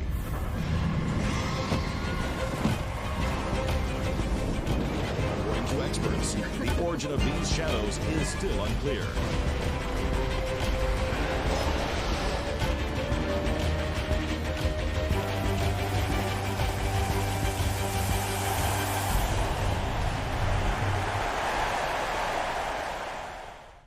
Come on. Millions of gamers rage quit every day. Mountain Dew Game Fuel's got you covered. Game Fuel is specially crafted with ingredients shown to improve accuracy and alertness. Another one saved by Mountain Dew Game Fuel. Come on. Millions of gamers rage quit every day. Mountain Dew Game Fuel's got you covered. Game Fuel is specially crafted with ingredients shown to improve accuracy and alertness. Another one saved by Mountain Dew Game Fuel.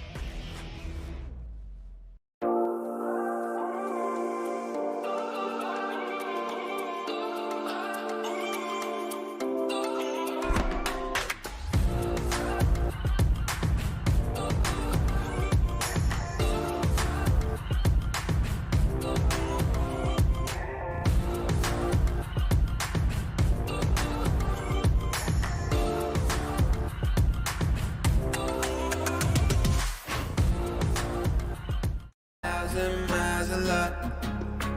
Don't look down, we made it. Feet far off the pavement. When we go up, up, up. 1,000 miles a lot. Oh no, we stay understated. The pressure feels amazing. Just the dust, just the sand, just the motion of your hand. Travel lightly, just your height, man. Just a one, just a believer. I don't care. I see you loading up my mind. Place me on the sidewalk. Fair enough, oh yeah. Always you and me, trying to be weightless. Like we're the two, surviving pieces of something. Always you and me, trying to be weightless, yeah. And I know it feels like light years in the making. Up, up, up. 1,000 miles of luck, yeah. Don't look down, we made it. Feet far off the pavement, but we go up, up, up. 1,000 miles of luck.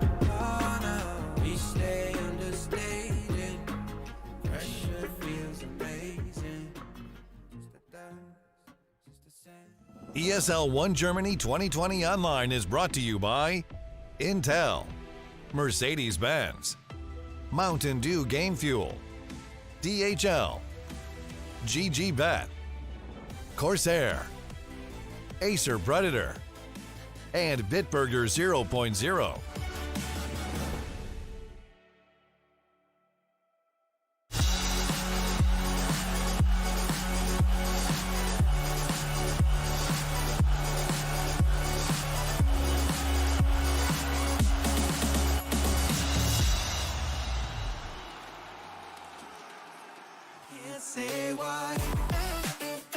Welcome back, everybody, here to ESL 1 Germany. Your time is up for our DHL drop quiz once again, and it is time for us to show you the wonderful things that you can win as being a part of our DHL drop quiz. And one of the special things that you can have is this nunchuck sock, and with the power vested in me by our friends at DHL, let's go see the answer for day number 14. It is the Power Cogs. Yeah, I mean, it's just one of those things that you're like, man, how did I get hit by that? I didn't want my mana to get burned, but I mean, that's the case, right? Roshan, his collision size is pretty small. Same thing with the Tombstone and the Ancient Granite Golem, so there really wasn't any other answer. Power Cogs have like an 80 collision size as well, right? It's like, it's basically almost 2 to 3 times more than what Roshan's is, so it's pretty ridiculous that something like that exists in the game. So thanks, OS Frog. We appreciate it. But balanced. You know what else we appreciate? Perfectly balanced. What do we appreciate? Another game of Dota, lads. We do. Ahead of us is game number 2 draft here, Viking GG versus Alliance. Now, we were looking at the lobby. Things have flipped 100%, right? Yes. So now Viking GG have first pick and Radiant, and that means Alliance have second pick and Dire. Mhm. So going into this, it now does mean that... Actually, no, it's the other way. Viking have second pick. Yes, Viking have second pick. Yes. Yeah, so we are flipped. So this means that now Alliance get their hands on the Magnetar as well as a Luna. Opening up with it. I mean, I know, Kyo, you mentioned you felt like they were trying to get a little bit cute with their game number 1 draft. Just trying to be like, oh, we're going to do something you're not expecting. First pick Earthshaker. Didn't work out. I feel like, Alliance wasn't really too much prepared. Really? In game They've 1. had a few days to prepare. They probably did, but I think, the first game, the way it picked in the third and fourth, like leaving IO open, letting this like a Drow versus Bloodseeker matchup, I think that was a bit crucial. And then Lina, like DK was pretty much like a reactive pick to the Lina, which they didn't want it in the first place. So was a little surprise. And in game 2, Magnus Luna, we haven't seen Luna. We saw once or twice, One and from lost. Ninjas in Pajamas and one from Nigma. Didn't I thought Miracle played it. Yeah. Absolutely. Oh yeah, that was like his Miracle played 900 well. GP. Yeah. With a IO, I believe. I think so, yeah. Yeah. That was an offensive trial lane as well. Yeah. We had like one of the most standout. It was even one of those games where he didn't even need to be a part of the team, but when he did join the team, he had 6 items. Everyone's like, oh crap, there's a Luna in the game, right? Yeah, it was one of those. But I don't know. I don't want to be letting this IO through. If you're, I don't want to say either team. I think Alliance are going to be the ones that do pick it up if it does get through to them. So I really want to see Viking ban it out right now. This mag, though, I'm still a little bit confused about it, right? Because Alliance, they're not huge pickers of the mag. It doesn't synergize fantastically together with the Luna. So what's it for? We haven't seen any Magnus mid, so we probably have to either expect it's like a pause 5 Magnus or S4 playing Magnus here. So yeah, and with the IO, I think Viking can be the one who can pick it up and like pair it up with Lifestealer plus IO. I think I think they were playing really good in that Void plus IO lane. So if he gets like enough sustain in the lane, I'm pretty sure he's gonna secure like a certain amount of CS into the Amulet. Yep. Do you feel like they were specifically always going to pick that? Because obviously it's a very strong hero for Viking GG, but there was the Snapfire still in the pool. And I think if they didn't have that direct counter in the Venomancer, they might have gone for that route to be even more aggressive with their teamfight potential. I don't know. I think like with the you really don't want to give Io Luna if you're playing Lifestealer. Yeah. You're just gonna farm so fast with the Magnus buff. We saw it in the Nigma game. So I think it's better not to give it, at least. I think it's fine. And again, like this Lina, we've seen Aramis play it. We've seen, obviously, Boom banned. plays it very well. And yeah, ban it out. Why not? They're clearly not interested in picking it, despite having the first pick of this second phase. So they're going to go another avenue entirely. Their draft's still pretty open. So I'm not hating it so far. If you're playing the Luna QO, what offlaner do you absolutely hate facing against? Well, it goes either one of the way, whether you can die or not die.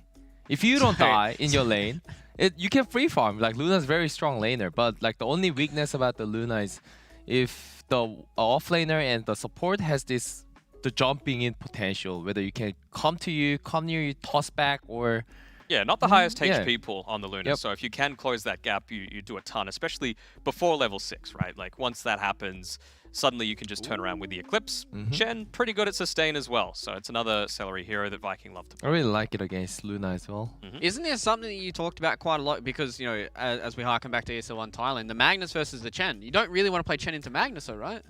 You don't want to play it if you're playing as a Magnus too. Okay. Because you can pretty much RP and right-click all the creeps down, like if it's near around him. But if you're versing against Magnus 5, like what can they do? Like, what about an S4 Magnus though? Like laning directly against it.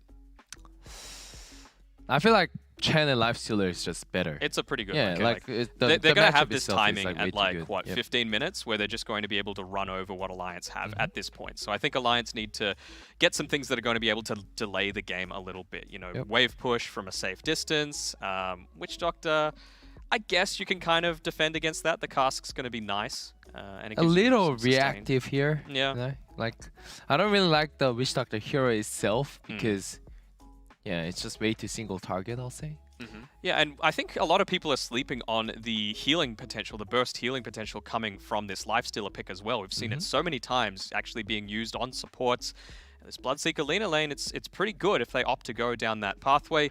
The only downside is it's not a reliable stun right now, and that's what Viking GG are lacking at this point. Yeah, but like they didn't have that like a good stun last game either. It was just a one chrono and like a No, they lean. had the Rubik to set up for Blood Rights. Yeah, I guess this time they just have to use their body. You know, you have to just run in and use an open like in front of their face. Juggernaut, huh? So Juggernaut and the Luna. Is this your position 4 Juggernaut that you've been wanting since ESL Thailand? Is this the No, position it's for pos Luna? for Luna. It's pos for Luna. We've seen this before where they just go, you know, the old Ags rush on the position for Luna. You know, Luna Magnus lane. Does that feel okay to you, QO? Does that feel alright? Not into a Chen. It feels alright. I don't position 4. Obviously, I was trolling. Maybe it can. You don't know. Anything's possible. Maybe zoning out the Bloodseeker by Yeah, spinning just up. spin on his head, dude. Yeah, that's all you need. Yeah. I mean, I like the fact that they've picked, again, this more early game-oriented carry, just because you can sort of fight into this lineup that Viking GG have, but conversely, it's a lot of pure damage coming through from this Bloodseeker, and, you know, Omnislash is only going to be so effective against the Chen, and you've also got this, the heals that will be coming through from the mech. There's no, there's no AA here, there's no real natural urn or vessel carriers either, so that's going to be a really big factor, I think, as well, propelling Viking GG to a bit more of an advantage, but I will really want to see some more solid lockdown here coming from Viking. Maybe a Storm Spirit or something like that that's able to close the gap. Oh, they just banned it. Yep. I love that there's so many times where like you guys are like, oh man, I really want to see this hero, and then it's like, it's banned. It was just banned. At least it wasn't like first phase. Yeah. I mean, at least we're on a right track, you know. Like we're. Like, It's better than saying like, oh, Techies would be a good hero. Yeah. Here, you know. And then Techies gets picked, and I look like an absolute genius. That was not a good game. What do you mean it was a good game? It Error was owed not a on good that game. hero. Unfortunately, Ninjas in Pajamas aren't in the tournament anymore. So. But Solaria said that they've got Techies strats, not tracks. Oh, Zeus ban. I like it. Like you want to ban it against the Bloodseeker and Lina. Just a lot of burst, right? I mean, the thing is here, Viking have the last pick overall. So if Alliance pick a hero that Lina's good against, they could very well just pick up Aramis' hero in the position 4. They can go for that more reliable stun. They might even go something like a Spirit Breaker that's able to close the gap a fair amount. You know, you can just pop that Bulldoze, RP, you don't really care all that much. And yeah, you can disrupt these team fights quite heavily. Yeah. I think the only difference with this like the last pick like from previous game, I think Alliance didn't look that good like when they have to choose that like last pick with the 4-4 picks. But right now Viking looks good, stable with like these 4 picks. It's very strong in lanes and they have some answers in the mid late game. So okay, Pogna. Okay. So they've got tower taking potential like we were saying before. They've got the laning stage. They've got the sustain. Just lacking a little bit of lockdown. That's the big thing that I'm concerned about. Even Voice Spirit looks okay. It is not banned out. Okay. That is true. I saw the other 2 spirits were banned, and I was just double checking that Void wasn't one of them. It's okay against Luna. Good setup for the Bloodseeker. Yeah. Good for killing this Pogna as well. What else can they maybe go for? Well, you guys were talking about potentially Boom playing this Lina mid. Is that something, you know, we still could see an audible something like a Pugna 4 and a Luna mid? I mean, it's not out of the realm of I possibilities. mean, Lina could still farm. He's fine with doing that. Could they even get away with a more greedy core here? Like, there's not a lot of instances of small damage outside of the Battle Fury, Blade Fury from the Juggernaut. So maybe a TA is even possible. It gives you some minus armor as well. And it's a Void Spirit, yep. I mean, it's good. It's set up for this this Bloodseeker, but it's going to be Boom playing it. So yeah, I think, again, this lane, it's a Viking draft win, again, in my opinion, but it's going to come down to the execution. It's the 4 Luna boys. Hans picked it up, so let's see what he can do on the lovely little cat lady. I feel like, no, this is basically going to come entirely down to the way that the game pans out is going to be how the offlane goes for Viking GG. If they're able to land a couple of stuns into Bloodright combinations and slow down the farm on Nico Baby's Juggernaut, that's going to go a huge way towards them winning. I think they're still deciding whether Limp is on a Magnus or S4 on a Pogna. So I think it's better that Limp plays Magnus or I agree. S4 plays Pogna, but I think let's see what they do first. What are you guys going to pick here? Limp will be playing the Pogna though. If it went the other way, I might have gone for Alliance. Yeah, like I was a bit surprised. Like, Magus to Void Spirit is pretty yeah. good. You guys going to go with Viking then? Yeah, I'm going Viking. I'm going with Viking too. All right, so it looks like both my boys here on the panel are expecting a 2-0 here for Viking. Will it be upset central here in the upper bracket? You guys will have to wait and find out. We're going to leave it with our casters one more time. It's going to be Odie Pixel and Fogged.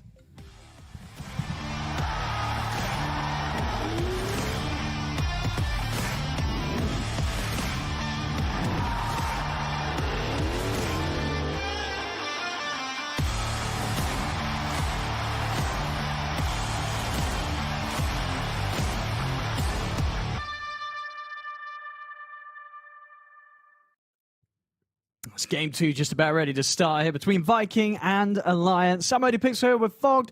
Fogged, what, would you sort of tend to agree with the panel here? Do you like what Viking's got going, or do you believe in Alliance coming in with always something that's exciting to see this draft that does involve a position for Luna? I love what Viking has. I really don't like what Alliance has. I hope they can prove me wrong, but I'm really not liking what they've picked up here. There's a Juggernaut into a Chen. You know, Omni Slash I don't feel like is ever going to be very strong here. I feel like they just got counterpicked a lot of times. I feel like Viking maybe just broke Alliance's draft a little bit. We'll see, though, if it does work, but it does look a little weird for me from Alliance. Yeah, no, so let's see what Alliance can do with it. As I say, it's always exciting to see teams experiment with the, well, not necessarily support heroes that we never see, but definitely the less popular ones. So the support Luna, which of course, you know, the top teams in the world have shown it absolutely can work. But let's see if Hanskin's going to be able to do that here today. As yeah, just on paper, that doesn't indeed look like a very easy game for some of the heroes on Alliance's lineup. No, and I'm just trying to figure out what some of these heroes are really going to do. Like, what is support Luna really going to do? Eclipse looks like it's going to be worthless all game, right? Like, we're playing into Rage, Lifestealer, Speedy, Bloodseeker, heroes that all build Yule Scepters, Void Spirit with Disengage, and then Chen Creeps with a also massive heal that's going to come into play a lot of times. I feel like this Chen is going to counteract a lot of what Alliance does have. The Omni Slash is going to get countered a lot of the times, and, you know, there's a lot of sustain that is coming in from Viking too. They have the Infest as well, which we've seen a lot of teams using as just protecting and saving heroes.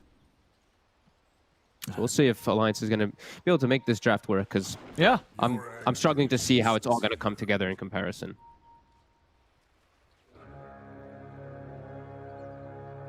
We'll see. Some a bit of action here. Toby just chasing down Nico Baby, seeing what sort of lanes they do end up being in. Nico Baby is going to head up towards top, as Toby will just continue to follow him through the jungle all the way over towards that top lane. And yeah, it looks like overall the setup's not too surprising. Would you sort of agree with the panel? We did see, of course, the hesitation at the end from Alliance in terms of who was going to be playing the Pugna, who was going to be playing the Magnus. Do you like it this way around, or sort of, I think as Kyo was saying, would you have preferred to see them the other way around? I feel like the Magnus mid would have been a little bit stronger, just in particular in the matchup specifically. I feel like Limp also has some things he has to worry about too at this last pick, Void Spirit. Hero that can control you and just everything is magic damage. You can pop this Pugna through Decrepify in most situations. We'll see top lane. Well, Magnus, yeah, it's damage just a strong lane. Blade Fury. Yeah, with the way it's set up with S4 down bottom, I mean, he should be able to freely farm down here, right? It's not a hard lane for S4. No, I wouldn't imagine so. I feel like Chen can do so much fun moves here that you can just like break this lane. And you can even set up the kills on the Luna pretty easily, though. Hanskin can definitely die if Celery's able to ever get a good creep. We're seeing that Hanskin is making sure that he blocks those camps, though. The first ward to block the small camp, and then, of course, he's body blocking the hard camp. Yeah. And I guess sort of overall, too, in terms of heroes that do have the potential to have a pretty open game. And you say already the Void Spirits having those strengths against heroes such as the Pugna, but overall just the lack of catch, right? I mean, you look at this Void Spirit, what's actually going to be there to catch him by surprise? Yeah, not a whole lot. I feel like that's going to be, like, a lot of the times I'm looking at Alliance's draft, and I don't know how they play when they don't have RP down. I don't know how they make these, even just ganks across the map. Who's going to be your ganking trio? Witch Doctor, Pugna, and Luna? It's very awkward. Yeah, for sure. I mean, for Limp, it's just right. You're a Pugna, but you're a Pugna that alone, you're never really going to be able to walk up and threaten a Void Spirit. He's jumping out there. You're never going to be able to walk up and threaten a Lifestealer. He's raging out there. Yeah, your hard stun is a Witch Doctor, Cask, and a Lucent Beam, besides RP. It's very limited. We see Celery, he's finally able to get the D ward, so his pull is going to be open. But we're seeing they're able to farm down bottom just fine. Shad, the thing is that he can't get pressure down here. And Hanskin, he actually has to instantly TP when they get an open wounds on him. So they're not slowing Shad down at all. No, Shad not having any trouble against this lane right now. Nope. We see mid, Limp is coming out with a couple more denies. Maybe a little bit to be expected in the matchup. This Pugnus been very dominant in a lot of these matchups, especially versus these melees. And top, I saw FNG. He went for the level 1 heal this game on the Witch Doctor, so just full about playing the lane passively, just trying to secure Nico Baby the farm. Radiant's courier has been killed. Hanskin able to find himself a courier and replace another sentry to block the small camp before it spawns. So Celery unable to get a small creep yet, but his hard camp is open. I'm trying to make a bit of a go on to Celery here, but able to step through the trees and get back out of there in time. I think one thing that definitely can be said though for Alliance, it is a Nico Baby juggernaut. This is one of the heroes where if he starts to hit those early farming items timings, he can become sort of this ultra carry at a pace that a Lifestealer isn't going to be able to farm at the same rate. Nico Baby, if he gets a clean start, he's going to be at the top of the charts. Oh yeah, and if he can ever find opportunities for these clean Omni Slashes, sure, he might be able to actually kill like the Lifestealer if he's isolated. Just looking at the whole thing together, boom, don't feel like that's going to be the case. There's going to be Chen creeps a lot of the time too, and a lot of different heals that he has to deal with.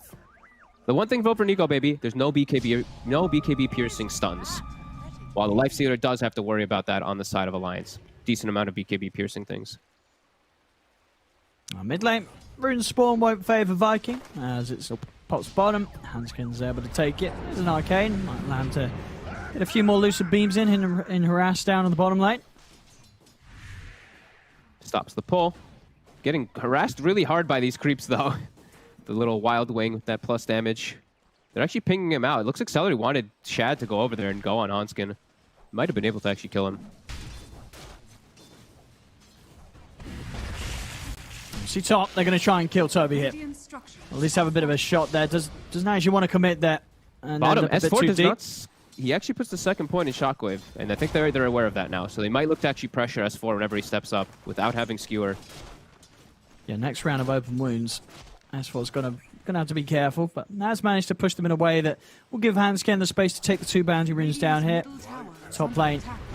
Top half of the map, Viking will be able to get those 2. And in fact, the dive's there by Toby and Aramis. They're in onto FNG, and they'll find it. First blood coming in at 5 minutes. Very strong lane up top. All these Bloodseeker +1 lanes just feel insane. Bloodseeker plus Rubik, Bloodseeker plus Lina, Bloodseeker plus Windranger. Just any of these just feels super dominant most of the times. And Aramis with his deep ward, he's going to get a courier snipe. Dire's courier has been killed. Going to take an Obs and a Sentry away from Alliance for a bit of time.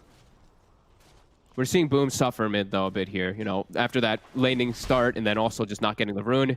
He's actually been pushed out completely here as Limp now. With the catapult, he actually can look to pressure the tower a little bit here. Does have the 3 points in decrep, more about the killing build, but should still be able to really punch on this tower. Aramis is going to rotate over to try to slow it down. This is a big move here. Do they have any points in Aether Remnant? They don't. So they can't look to really set up on a kill, but he can deny the rune. Away from Limp. Oh, but Limp, he has a sentry. He's actually looking for the kill. He's going to go for this. Aramis is able to turn with the stun set up. In fact, time's being bought for Boom to jump in. Doesn't want to commit any further with that second step. Wouldn't have had enough to pop Limp and has to be cautious and respect that life drain turnaround capability. It still keeps Aramis safe. S4 having to play a lot more defensively bottom. He's even put the even another point here. No skewer, just 3rd point into Empower. So walking up, getting more lats, it's a little bit concerning for him, but I feel like he's gotten enough out of this lane anyway. Yeah, and I imagine he probably feels that against this lane, as long as he's got a TP, he's going to be able to escape, right? There isn't going to be that threat of and then killing him at a rate that he can't prepare for. But yeah, with the gank of Boom, there certainly will be the burst. There's no escape for S4. When there's 3 of them beating down upon him, and Shad able to get the last hit, so still more money going the way of a Lifesteal that's already had very, very free farm down here on the bottom lane. Yep. We see Hanskin. I kind of figured that this would be the case. You know, I don't know what you do as a support Luna really if you're not running like a tri lane. He's just stacking. They've got a double ancient stack and a triple hard camp stack to set up the Jug. Gonna try for Toby here. They've got Limp coming over as well. They're gonna have the burst easily to take down Toby. So it's quick as Boom makes a move down bottom. Limp's available to reflect that and make the move up top. Takes out Toby. Nicely done. There's Boom trying to poke on that mid tower a little bit there, but he is a Void Spirit. And Hanskin will get some much needed levels here in the mid lane. And it looks like S4 is actually going to be the one to take the stacks. So not leaving them for the Jug. Yeah, I mean, I guess sort of figures that Nico Baby, he's very happy still in this top half of the map. He's free farming. You know, he's sort of the time spent heading over there to clear those stacks. Not quite worth it for himself, and it's never bad for S4 to get himself some early farm, push him towards his first time. I mean, is this a game where you think he will be going for the Blink Dagger straight up, or do you imagine we're going to see some auras being built up by S4? I think he might have to go for Blink. They have no forms of starting fights or really doing anything in the game. Witch Doctor Luna can't force anything. I feel like S4 might have to go for the Blink. And also, another thing to point out, since he did take the stacks, he actually took a Royal Jelly charge for himself. He didn't give it to Limp. Oh. He took it for himself and for the carry. He's gonna say to Nico Baby, don't tell anyone. Don't tell Limp. He was quick how he handed them out too. With no hesitation when he picked it up. See Hans can continue to stack up. And we're seeing Viking already coming out with a slight gold lead here after this laning start. And it feels like for them, they can make the moves a lot easier. They can actually gank lanes. They can gank from side to side. It feels a lot more limited for the side of Alliance.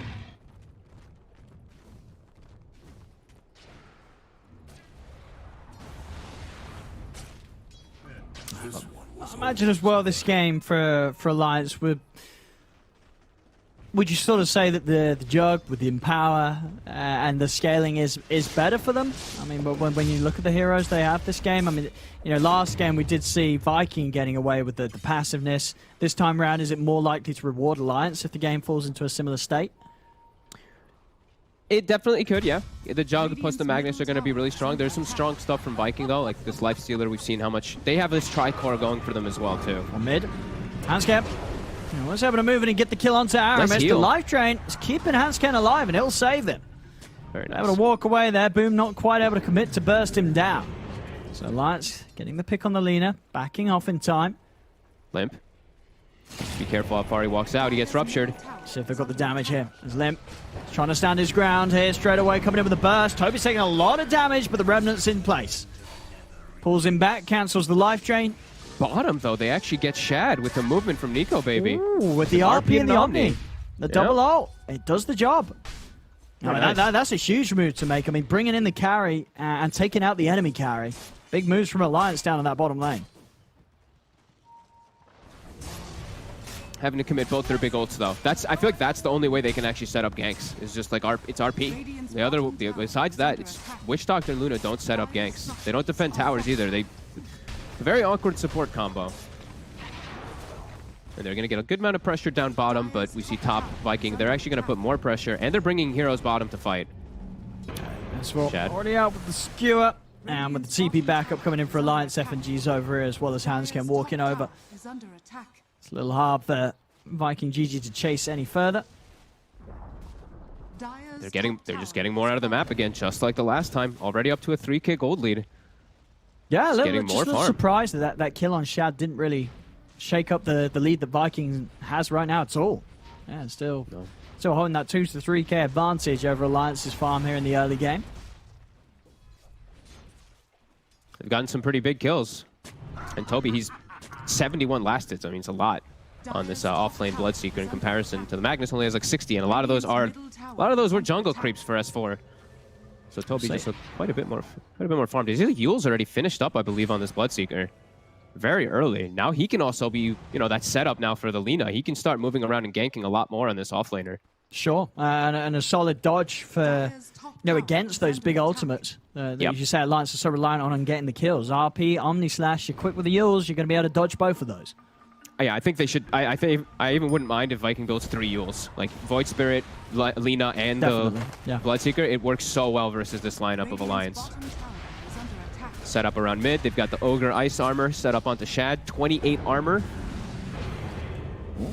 Boom. So no Boom. Actually going in aggressively there. S4 toying around with the idea of dropping the RP, but won't do so. Boom's out with the Astral Step. Bottom. Nico Baby gets ruptured. He's still got the spin in the TP. And in fact, he's just going to turn kill. the Omni. And he's going to get... Oh, he's going to get it. The crit comes out. Nico Baby gets the kill. Boom's headed down here, but Nico Baby, he's fine. He's able to walk away. I guess there's overconfidence there from Toby. Maybe not expecting the Omni Slash to be back up. But it was. I think it probably only just came up for Nico Baby. It's a dead Bloodseeker. Perfectly done too. He pops the drum charge as he omnis. That extra attack speed, it was everything. If he didn't have that, the Hand of God would have saved that Bloodseeker for sure. And that was right before the Bloodseeker, I believe, did have the Yules finished up. I think it was at base, or oh no, he's still missing a component. Dire's top tower is under attack. Nico Baby bringing it back for his team. They really need him to. He has to do so much this game. It really does feel for Alliance. He has to carry, and it looks like he has to be kind of the playmaker a little bit.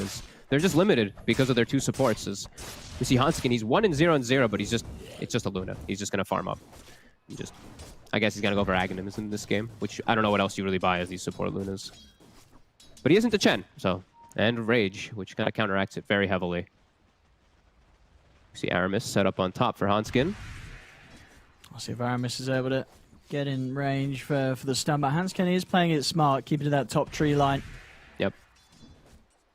They're waiting for Boom to walk over. Boom's getting close. Aramis is going to commit soon. Now and they're bringing even more just in case. Yeah, Hanskin. I don't think he can run away from this one. He can maybe try and juke and go for a TP out, but nah, Boom's in straight away on top of him. Hanskin will be found. A lot of farm for Nico Baby, though, all this time that they're not able to pressure him at all. That is the one thing, too, is like we haven't talked a lot about how this Void Spirit, very little disables for him. No BKB piercing anything for the Jug. So Nico Baby, he's got this free farming game as Toby, mid. Not going to be enough. He should be okay. Yeah, just responds with a straight TP out.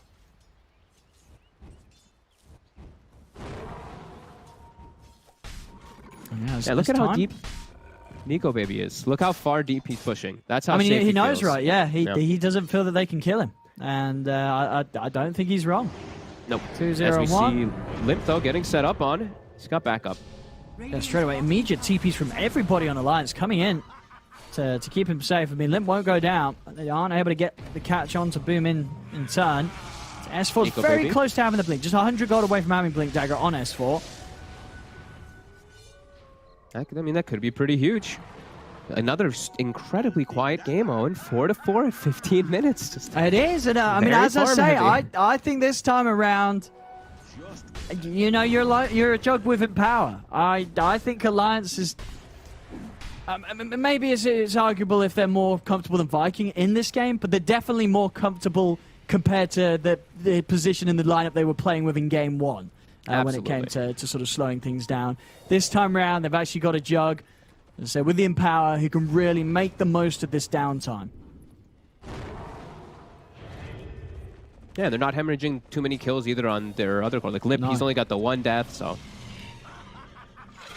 Yeah, if they just keep it at this pace, it does feel like Nico Baby can do quite a lot in this game. I mean, Manta's already done. Phase Manta Drum, level 13, almost level 14. It's off to fantastic timings.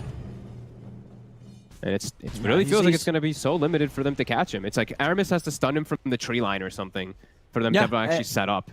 It's got to be a light strike into a Remnant from Boom, and that, even then, you know, you're going to actually have the damage. You're going to need at least the Laguna to have a chance. Nico Baby just charging in. To Decrepify to slow down Aramis. Over to the side. Limp. It's been ruptured. They're holding the high ground here. Viking aren't going to step into it. They insta-bailed. Aramis just immediately TP'd back to base. They had no intention of fighting in that area. This Jug it's going to be very hard to deal with. I mean, Shad he's got the AC. I mean, I imagine for Shad, do you think Abyssal Bash is probably quite high on his list of priorities this game? Yeah, the AC works really well, though, with this whole team when they're grouped up. It's going to buff up everybody, right? That Lina and that Void Spirit as well, just quite a lot. I do like this choice here. It's a very it's not selfish at all. It's really not. It's just all about the team, really, if he's just going to go for this build. And that's really what I feel like Viking is all about. It's like this group up. Same thing for Alliance, but... Radiant are scanning. See, Shad has to be careful here. If this RP, S4 is at the ready. Yeah, he's I mean, he was almost in a position to go for it there on Shad.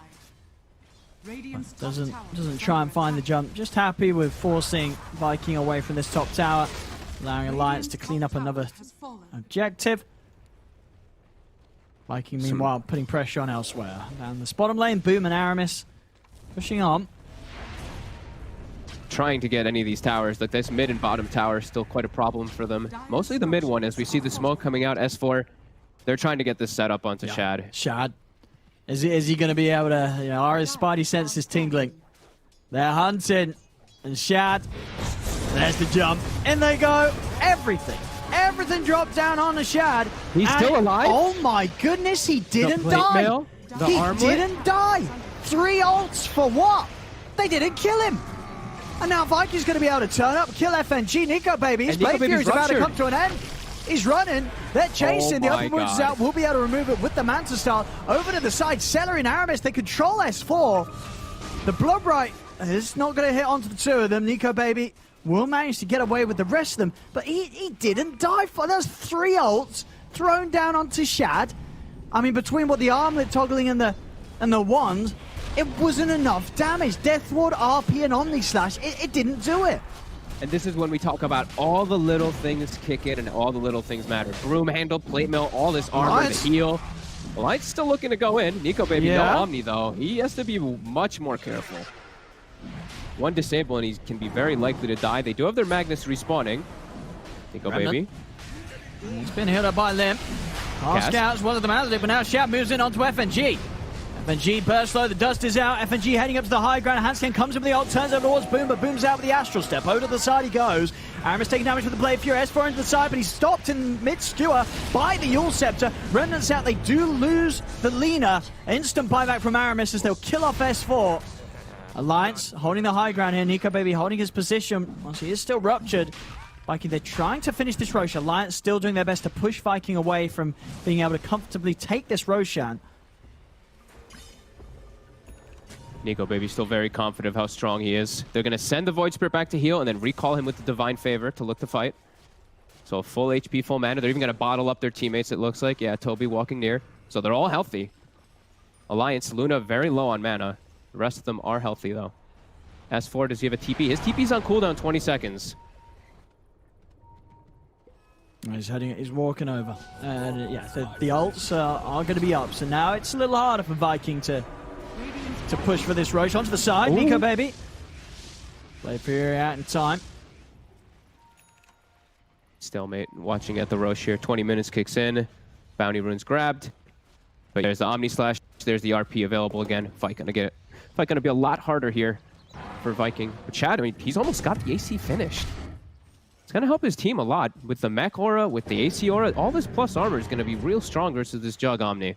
Yeah, I mean, and the fact that it's not only those items, just the sense of the heroes too. You know, Chen with his army, as we've already said, all these things adding up, meaning that they really do have to find opportune moments to get Nico Baby in with the Omni Slash. It's not going to be easy to find that chance at all, really, in the team fight set, to the point where we may really just see the Omni Slash used as a way to sort of keep Nico Baby alive rather than necessarily guarantee him a kill. Yeah, just so many different ways that they can play around it. And it's going to get scary a little bit here, too. I feel like they have to try to force the Roche here on Alliance, which they can. Especially when Void Spirit gets the Ags, I feel like it changes a lot, because then he can just pop these back heroes. He doesn't quite have it. This is a big movement here for Alliance. See if Alliance get away with this. Smoke out from the rest of them on the sidelines as S4's ready to jump with that RP. Falling low. I do have steal potential. Boom, ready with the Astral Step. See if they're able to snipe it. It's getting very low here. Sending the creeps in. Nico Baby's trying to come in with the Blade Fury, but the Roche has been left incredibly low. As Shad's inside the pit. He gets stunned. Is out. They're looking to finish it off. The Laguna's there, and they're going to be able to get the kill in the Aegis. Boom's able to pick it up. It was off to the side. Nico Baby, he popped the Omni Slash, but he was just all over the place. Wasn't able to focus down anyone. Has to play Fear in the heal from Limp to get him out of there. Shad turns over towards Limp, slows him down with the open wounds to set up for the Light Strike array. Celery sends in a Centaur Creep to land the stun on the Pugna. Limp goes down as Viking GG, I mean, they just get in at the perfect time. The stuns are out, I believe, from Aramis to sort of set up the space. Shad, he's in the pit. And they get it. They get the Aegis on Boom too. No problems with that. You know, they're very happy to pick it up on the Void Spirit. Big moves there from Viking. And even though Nico Baby, we see him, he's very farmed in this game. He pops an Omni Slash, all this armor. It's 40 armor on a lifesteal. 43 in fact. An easy kill for Shad there as Boom's in with the setup. Actually making moves down towards Nico Baby. Nico Baby. He has got Play Fury, but he hasn't got a TP. Boom. Oh my god. Are they going to actually be able to chase him out? I mean, he's out to the side. They do have the cast counter Aramis. Aramis, he's trying to get the start of the Infestial, keeping Aramis alive. They touch the Laguna, the blow up. Hanskin's S4 does manage to land the 3-man RP. Is there any follow-up, though? They're sucking Shad low with the life trap, but it's not low enough. Boom jumps back over with the Astral Step. S4 tries to scream away. Nico Baby's just got to hold and hope that they don't see him up here. They do kill Boom the once. Can they do it a second time? Boom. Quick jump with the Dissimulate. Nico Baby trying to head back in, but he's still rather low. Shockwave pulling Boom off to the side, but still too difficult for Nico Baby to get himself back in on the action. There's now Viking GG up 7k, 12-5. They're starting to get quite ahead, and you know, Shad, he is keeping up. No problems with Nico Baby, despite Nico Baby having the Empower. They're too tanky and just... There's way too much heals in the fights. Just innate tankiness from the armor that's coming out from all of them, and even some Ogre Frost armor that I've seen Celery doing. And then just Hand of God comes out, plus a mech. All the damage that Alliance throws out is just gone. It's looking real hard for Alliance to take any of these fights. As S4, it feels like he has to find these Dream RPs, but he can't. Toby's on him every single one of these fights. He just zooms onto him, pops a Rupture, just hits him, just doesn't allow S4 to get any setup. And like I said, I feel like that's everything for Alliance. It's S4. Landing an RP. Viking. They've got a timing now. Ags finished up on Boom, so he's much stronger than he was in these last few showings. See, they're going to be able to have a much harder time. Yeah. Nico Baby. He's going to show himself on the wave. So they want to sweep down from him. No, they want to try and find whoever's hovering around this mid-tier 2, and it is Limp. Limp's out with the Glimmer, but the dust is there. In fact, the double dust. So they're definitely going to be able to see him.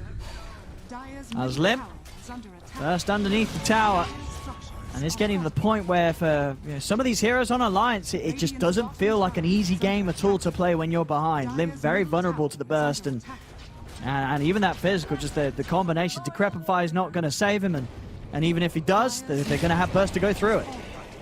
Toby's just running in, ruptures Hanskin.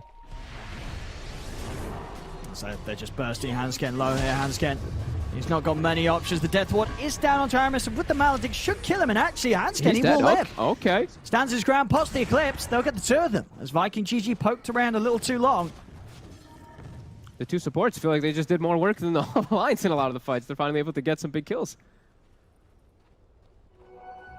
But really feeling that effect of just having a 4-position Luna. It feels like it's not doing anything. Hanskin. He's getting farmed. He almost got his Ags, but he's walking into... Oh, we didn't see him! What the treat? The fog of war? Unintentional juke. Amazing. He didn't see him.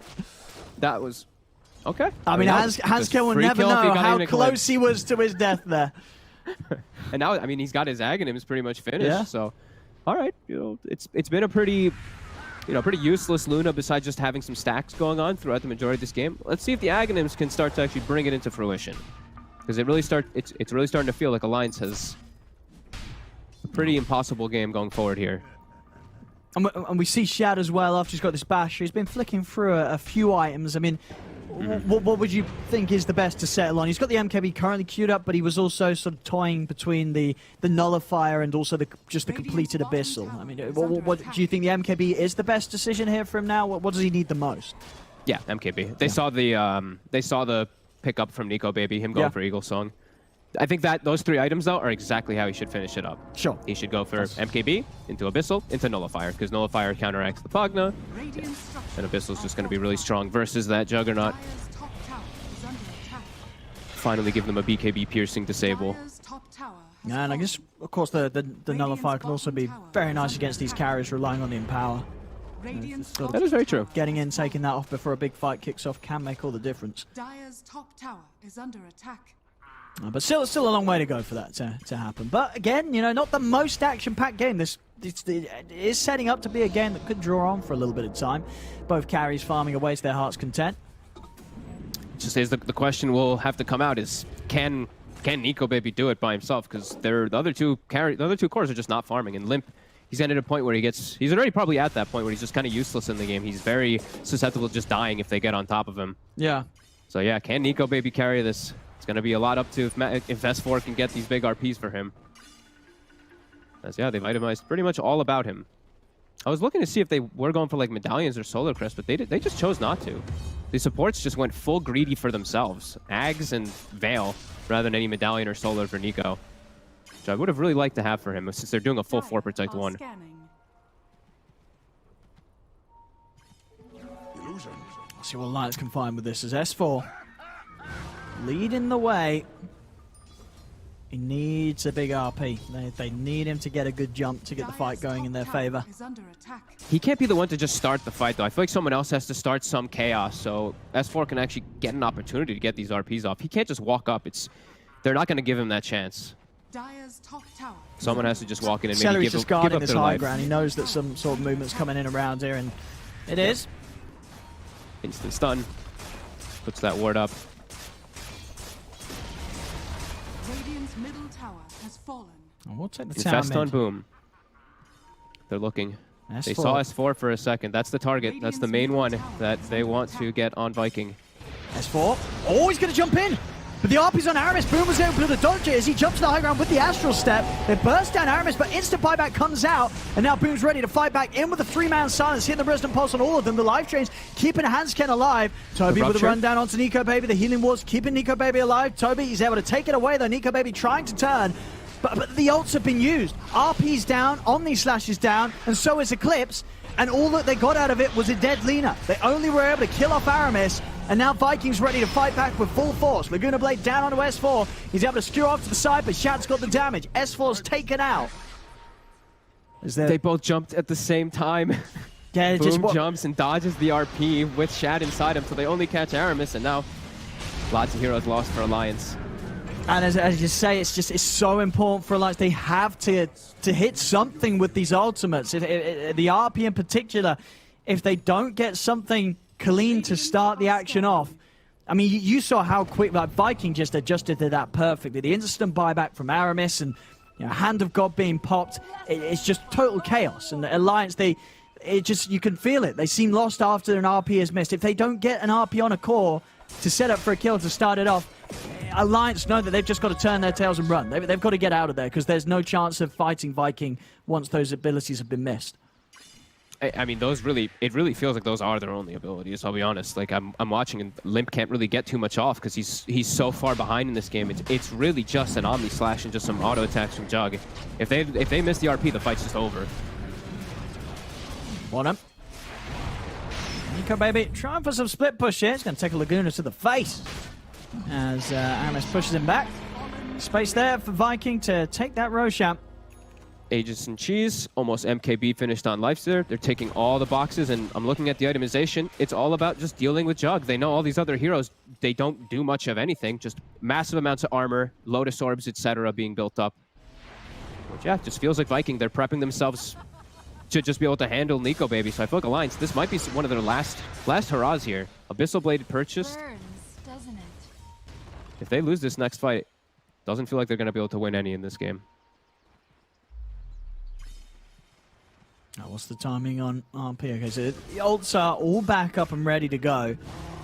But we've seen already how hard it is for them to make that move onto Viking. Now having to do it into Viking with the Aegis and Cheese, they're going to have to come out with some sort of jump or move that we are yet to see from them this game. Yeah, they have to try to get him isolated, but even then, like we've mentioned multiple times, Shad, he has 44 armor when he has the armlet on. Yeah. He has a greater Fairy Fire, so he'll probably get 1 or 2 charges off. Aegis too. So many different things now that Alliance has to deal with, and look at the way the lanes are. Viking, they're aware of the positioning of Alliance right now because top and mid are just so far pushed in. Top's actually going to start getting hit on by a catapult. Oh. Blood Rage at Toby. Maybe we'll and look at this as well from Selu. This is some pretty top-tier Chen army, right? If you look at the creeps he has, it's kind of perfect for all across the board what they offer. Yep. Some armor, some movement speed, some Yep. magic resistance, and some damage. And a stun. Look at all the buffs that they have on them when they're running around. Look at it. It's going past the bar, past the inventory, so many buffs. Oh, and Hunskin, he spotted. It's a freebie. Let's look at, I mean, Alliance, they're going to need some miracle-like plays from S4 with the RPs. I mean, they drafted like that. Like, they picked Luna, Pugna, and Witch Doctor. Like, you have to know that this game is going to get to a point where it's all on RP and on Nico Baby. Like, these three, like, as soon as Pugna starts doing bad in the game, the support duo can't do anything. Like, Witch Doctor and Luna, they can't set up for kills. As Boom. He's spotted. And he's going to be killed. Yep. Starting to really fall apart here for Alliance here in this game too. Yep, more items going into Vikings inventory. Shiva is now finished for the Void Spirit, level 20. Full pipe on and onto the high ground. Oh boy, yeah. And here we have Nico Baby. Have to get the Blade Fury off in time. I'm actually surprised he built the pipe instead of going Lotus Orb. Oh, look at that. Pulling onto FNG. Wow, FNG's not going to be alive for this defense. Just get straight up dragged in by the Renner. They do get the skewer back onto Shad. Jumping from Boom comes in straight away with the silence to keep Shad safe. They do turn over towards Boom. Getting focused, but he's able to jump out to the side. Hannah got his back up to full HP. Boom's able to jump out. They won't kill him. There was a buyback coming out from Limp, but not able to set up or catch anyone from Viking. That's even with that scary deep skewer, it wasn't enough. Yeah. Very scary for a second there. He's forced to pop his cheese to survive as he gets almost chain bashed under tier 4s. It's gonna push them back. But yeah, we're seeing the And the Lions, have they got any smokes? What sort of moves can they make? I mean, is there actually a chance of getting a jump outside of the base, or can they only really rely on a high ground hold? I think they can only really rely on high ground, and they're also playing into Aegis. So it's just too scary, really, to walk out, make a mistake, and you can just lose the game here if you miss an RP. So much pressure on S4. We're seeing bottom Hanskin. He's trying to find places to farm, but Toby, he's standing on top of him. Yeah, he's just ready to play around with Hanskin. Yeah. Goodbye, Hanskin. Nothing to be done here by Luna. Mid lane, Nico Baby did start to make a move over towards Shad, but not a target to jump upon with the Omni Slashes. They're just not be quite enough damage from this jug, even as farmed as Nico Baby is. He's getting initiated on. Gets the spin though. CS4 goes for a long journey to push top as well as gather 2 bounty runes for his team, so get some gold. But we're seeing Alliance, so this is just, it looks like desperate moves, right? Just trying to find anything they can out of the map as Vikings just, they're constricting them completely. And look at Aramis and Boom on the hunt again. S4. He's out. We'll make it out. He's out and away. We'll manage to live. But yeah, we're seeing some, you know, the really sort of insane numbers coming out. You know, in the good and the bad sense, really, for both teams. I mean, it's getting close to the stage where Limp and S4, they're going to be falling behind the net worth of the 2 supports of Viking GG in a sort of an objectives time. Yeah, they actually might get 5 of the top 6 on the side of Viking if it keeps going at this pace. The Aegis does get reclaimed, and Alliance, they're feeling a little bit of strength here, moving out, getting some wards, and actually going for a smoke play. They have vision down bottom of this Lifestealer. If they blow absolutely everything on Shad, they can get him. If he's totally isolated. Dire are scanning. Too scary to make a move over there as their lane's still pushing in heavily.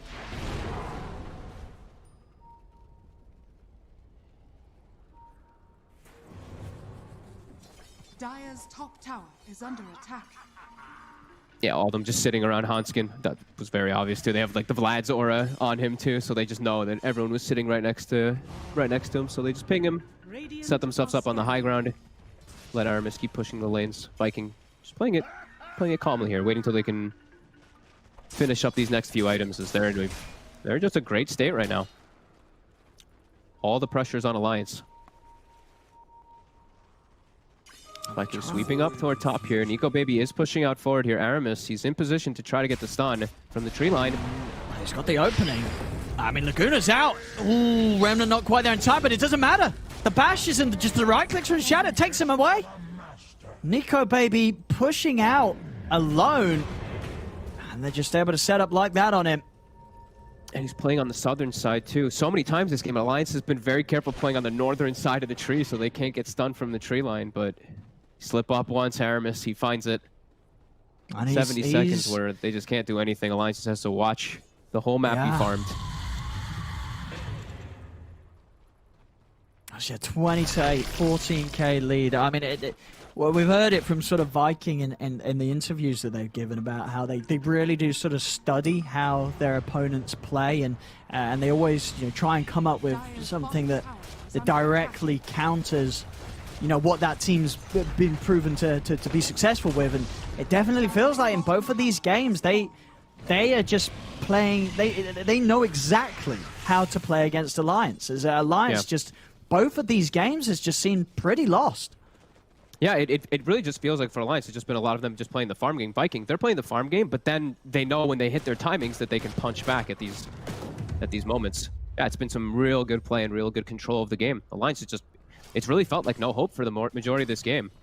Since this, 20-minute mark, where they were pretty close on this gold. After that point, it's just been Viking the whole way. And yeah, we're looking at that net worth. Lina has now surpassed Pugna and Magnus. So 4 of the top 5 for Viking. And it's not like the ones below are that far apart. Like, there's still a chance that we'll see Chen take over and get himself up into the top 6 too. Yep. I mean, what one team fight salary he's going to be up. He's going to be up there with the rest of them. And, yeah, and all these things will really matter. As Roshan, that might do it. That'll get him close. They have a full Aghanim's on Aramis now too, so the Jug, Nico Baby starting to look very frail. 2300 HP, and Ag's Laguna, more than half HP will just be gone. There's Aegis and Cheese. Yep. Aghanim's for Toby. Oof.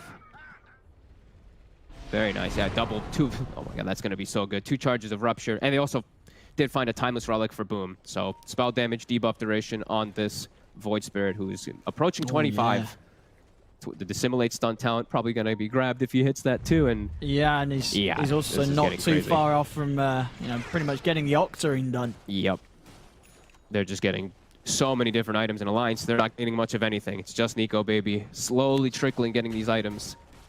It's, we say it a lot of times in games that do get very one-sided and a team's down with a mag, but I do mean it when for Alliance to turn this S4, he's going to need a 5-man RP. If anything less, it's not going to cut it. They have to hit something insane as they're 26k down, and yeah, just nobody other than Nico Baby with any sort of semblance of farm on their team. Nope. You know what would be the saddest thing? He lands like a 4-man RP, and then Nico Baby runs into Omni, and he Omnis a Lotus. Still possibilities of all this happening. Oh, that's true. Nico Baby's got to watch out for that. You do not want to Omni a Lotus Lifestealer. No. I'm sure he won't. These guys are professionals. Mm-hmm. But if he does, yeah, you are right. That could certainly rub some extra salt in the wounds here for Alliance, as this has, without doubt, been a very rough series for them. After some performances from Alliance as well, that they did pretty much what they ended up at the top during the group stage. They were winning. They were winning up win after win. I guess for whatever reason, today is just it's not Alliance's day. They've turned up against Viking, and it just seems like Viking's done the better prep, the better homework. Yeah, and the better draft, really, like you can just say, Alliance's draft is it's awkward because they have the support Luna. It just makes everything so hard for you to really do much of anything ever in the game. Like 41 minutes, and we can just keep talking about it. Hanskin's 1-4-4. I feel like his biggest contribution really was just stacking some camps for his team. Just feels so hard for them to just play anything and just do anything versus this Viking draft is. Yeah, the lead's just getting ridiculous at this point. It's almost 30k. Well, 25 for Shad, almost 25 for Boom. Yeah, they're almost a critical mass here. Yeah. There we have it. Time to push the base. What is Alliance going to do about this? see what S4 can do. Can he get any type of blink skewers? They've already got vision of him, so he has to watch out. If he blinks up, he can just get Yuled and comboed immediately. Slimmering. He's just going to get Yuled. I mean, instantly, as soon as he's in, the Yules is there. He's trying to run, jump forward. The Laguna bursting him low. They're trying to keep him alive with the life drain, but with the Abyssal, Shad's just over onto Limp. The buyback will come out from the two of them. I'll turn over towards Shad, but still in on the front. Nico Baby's got the bashes and control onto Boom, but it isn't enough. Boom, he's able to jump out, pop the cheese. He's back up to full HP. He's out of there. As Viking GG, they'll get the space to take this Rax. 3 heroes dead as well, having to come out with the 2 buybacks there, Alliance, but still not able to do anything against Viking with those buybacks. I'm surprised he goes for the skewer play. You have to know that they're gonna use you instantly, right? I've been seeing it the whole time too. Like Aramis is just waiting in position with all this cast range. S4 has to be more careful. There we go. Good That's RP. a solid RP. Onto the 2 of them. Eclipse following up as well. But with the Yules and with the Dissimilate, they're out of there. And Shad's already moved in onto Lim, taking down the Pugner. Over he goes, over towards S4. S4's dead. Nico Baby is silenced and killed. That's going to be it. 3 dead for the 3 cores. No buybacks available. As Viking, they could just play around with Alliance right now as they clean this one up. Triple kill for Boom. Onto the tier 4s they go. There's the GG. And a rough day for Alliance indeed as Viking. I mean, both of these games, Viking just looking so composed and controlled. It was just a masterclass from them. Both games, just a showing and a lesson on how to beat Alliance. They do it very convincingly 2 times in a row here, Fog. Does Alliance just... they really did seem lost and all over the place in both of these games. They never really managed to get anything going in their favor in this whole series. Yeah, it was just like beautiful discipline, really, from Viking, right? Like even like these mistakes that they would make, they were so quick about their decision making too. It's like instant buybacks from Aramis back into these fights. Just overall, like really good team play, really good coordination and understanding, like great understanding of the game. Like in that last one, where they just know we're gonna outscale. It doesn't matter what Alliance does. Doesn't matter if they get Roche. We have the understanding of how our draft works. Love it. Yeah, exactly. The drafting in particular, as you pointed on, just both times seemed exemplary from Viking GG. This game too, in particular, to the point where Alliance, they come in with something a little different. They do try the Luna support, which of course we've seen work before. It definitely didn't work here. Didn't look good at all here as Alliance just getting beat down harder than they did in game 1. 27-9, 41k gold lead for Viking GG as Viking GG really getting back that power that we've seen from them in previous tournaments. This team, you've got to respect them because when they hit, oh my goodness, they hit hard as Viking GG will take this series 2-0 against Alliance.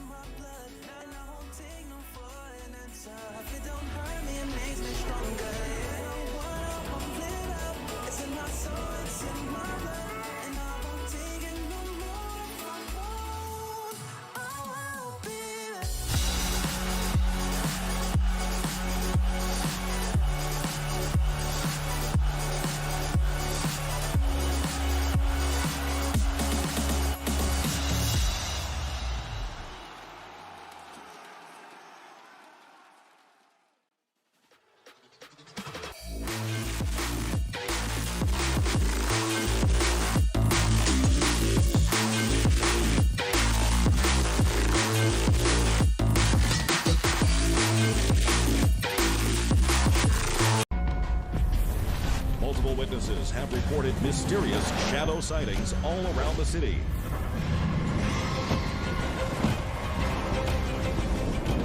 According to experts, the origin of these shadows is still unclear.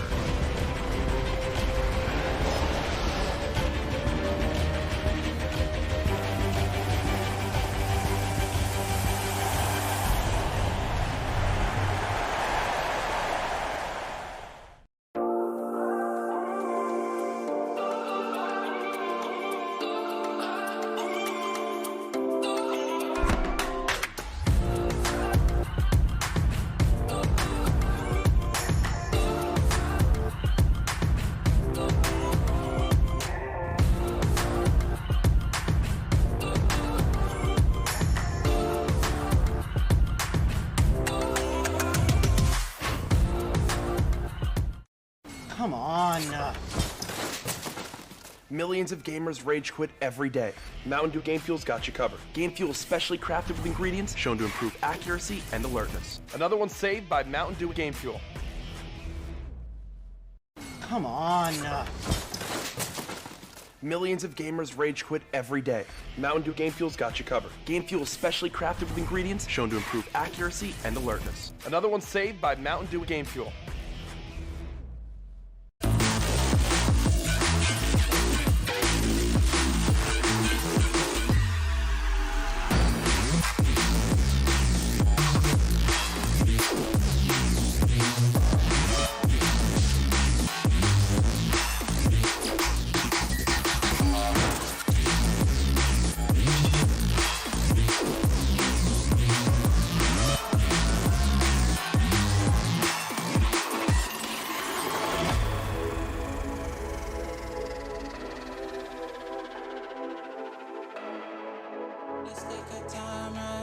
Just a vibe with you, I feel alive, now I'm feeling like up to the fine, will it stand the test of time? Right now I need a sign. Tell me if it's over, come a little closer. We should take our time to think this damn thing over. Should we grow closer, should this be over? My heart for your mind, probably we should start over.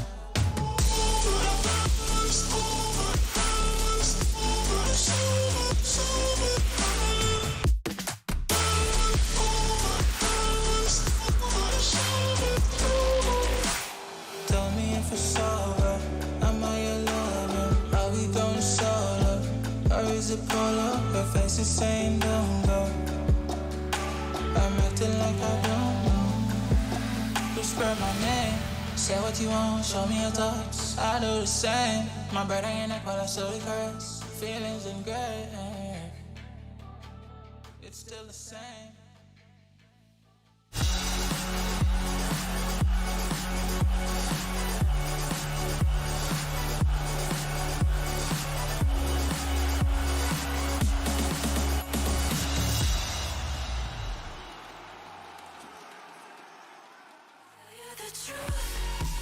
The upset train continues chugging here in the upper bracket, and unfortunately for the boys here, it did stop at Alliance, and now they are down into the lower bracket, facing up against OG after losing 2 games against Viking GG, who continue their ride here in the upper bracket. And now we get ready for our Mountain Dew Game Fuel post-match, where I do have my new panelists back here. New, old, same stuff. They're still good. It's whatever. Danog, QO, lads. Full series here, done and dusted. It's a 2-0 in the upper bracket, not something that we're used to so far. But Viking GG, man, I was not expecting this coming to this series at all. I wasn't expecting it either. I was leaning more towards it being a 2-1 for Alliance, probably, just because of their performance coming out of the group stage. You know, Alliance obviously going 3-0, taking down OG with their 3rd series, and Viking, they were 1-2, but since then, they've really had this big transformation, playing in an entirely different way, playing around each other a lot better. I'm really liking it. Yeah, I think that's the reason why I've said about lack of preparation compared to the Boom. I think Boom understood what they really wanted to do. From the beginning, but compared to that, Alliance was very reactive. I know they're individually good players and they're very experienced, so yeah, but this didn't go that way. Well, right. Yeah, we saw in game 1, it felt like even though it was an outdraft, it was good individual play again coming from Alliance that made it look okay. But game 2, it just never felt like that was the case. We might be able to learn a little bit more here with our post-match interview. We've got Shad here on the line from Viking GG. So Shad, congratulations on your 2-0 victory up against Alliance in the upper bracket. And I want to touch on something here. You know, we looked across both these drafts from game 1 and game 2, and it just felt like you guys had Alliance's number. Do you feel like that you were kind of figured out Alliance in this series? I mean, I don't think they prepared for us because they gave us Void and Lifestealer, and every other team bandit against us, you know? Yeah. Yeah. And the IO and the Chen, you know?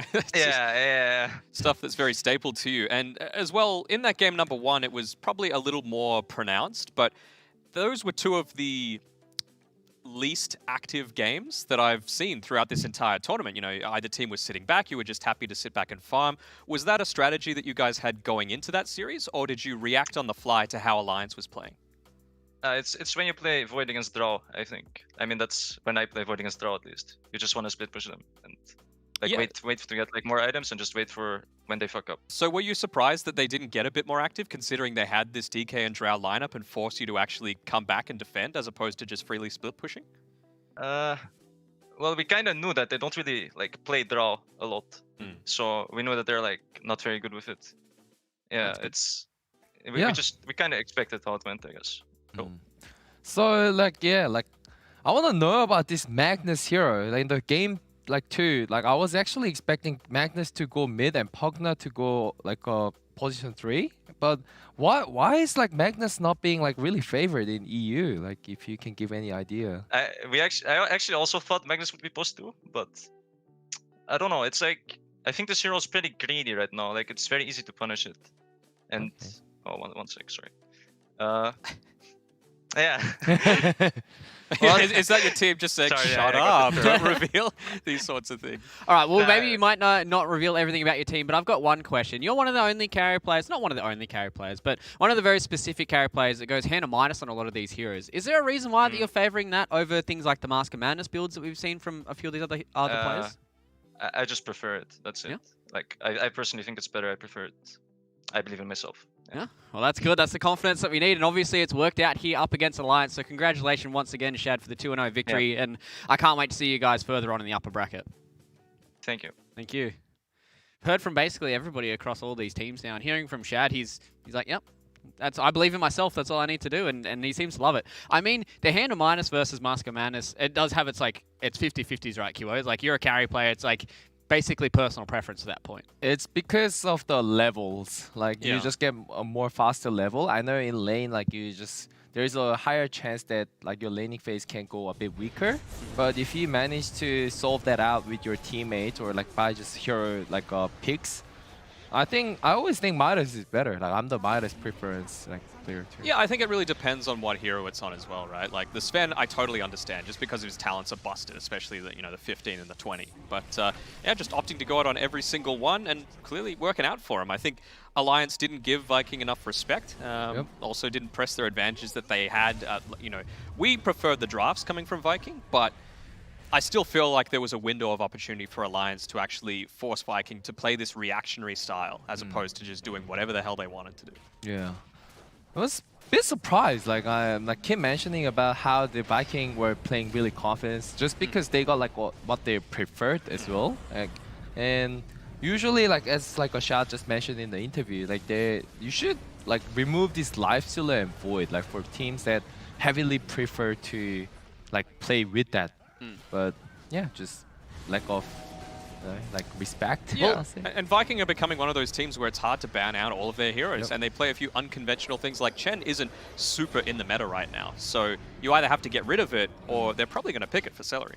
Or just plan it out, like what do you do to deal with this Chen, like from the beginning, not like in the middle of the draft, because I think that Witch Doctor pick into the Chen is very just lane, like lane sorting out like a thing, but you have to see the bigger picture usually. Yeah. Well, Viking GG was one of the teams coming into this tournament that I was looking at. A lot of people, even Srax in the video that he had pre-tournament, where he said that Viking GG were getting to the point where they're pushing into that tier 1 echelon, right? Like really making a stand for themselves to be in that top 6 of European Dota. And right now they've made it to the top 6 now for ESL 1 Germany, and taking down a team like Alliance who looked red hot coming into this pass. They've had a decent break here, and they came into this series, and I don't know, they kind of just had Alliance's number the entire way through, and you just look at all these players across every single one of these positions. 96% kill participation coming in from Boom. Like, Boom and Toby, to me, are the two players on this team that have looked insane across this entire tournament. Toby, he had a few issues when they did get that Slider counter, but now he's come back with a new hero. And he looks just as good. And we got to ban the Bloodseeker as well now, on top of all of this. Such a strong laner, you always know that you're going to get a decent amount out of it. Just Blood Riot is very safe to be able to farm with. And, I mean, the thing that I'm very interested to see how they're going to fare against Na'Vi in the next round of the upper bracket. Because Na'Vi, two style, exactly different style Yep. from Alliance, right? They are just going to run at you constantly. So how are Viking going to be able to adjust from that? I'm sure there's going to be a lot of replays being watched. And, well, probably from Na'Vi's side as well. How can we exploit Viking when they try and go this more, farm-intensive style? Hero preferences are very similar. Yes. Exactly, yeah. Well, we've got a few days until we do have to see that. But ladies and gentlemen, it is time for us to go to another break ahead of series number 2 on today's schedule. We do have Mud Golems taking on Team Liquid. It's another upper bracket match. Winner moves forward to face Team Secret. Loser drops down to verse Nigma in the lower bracket. We'll see you after this.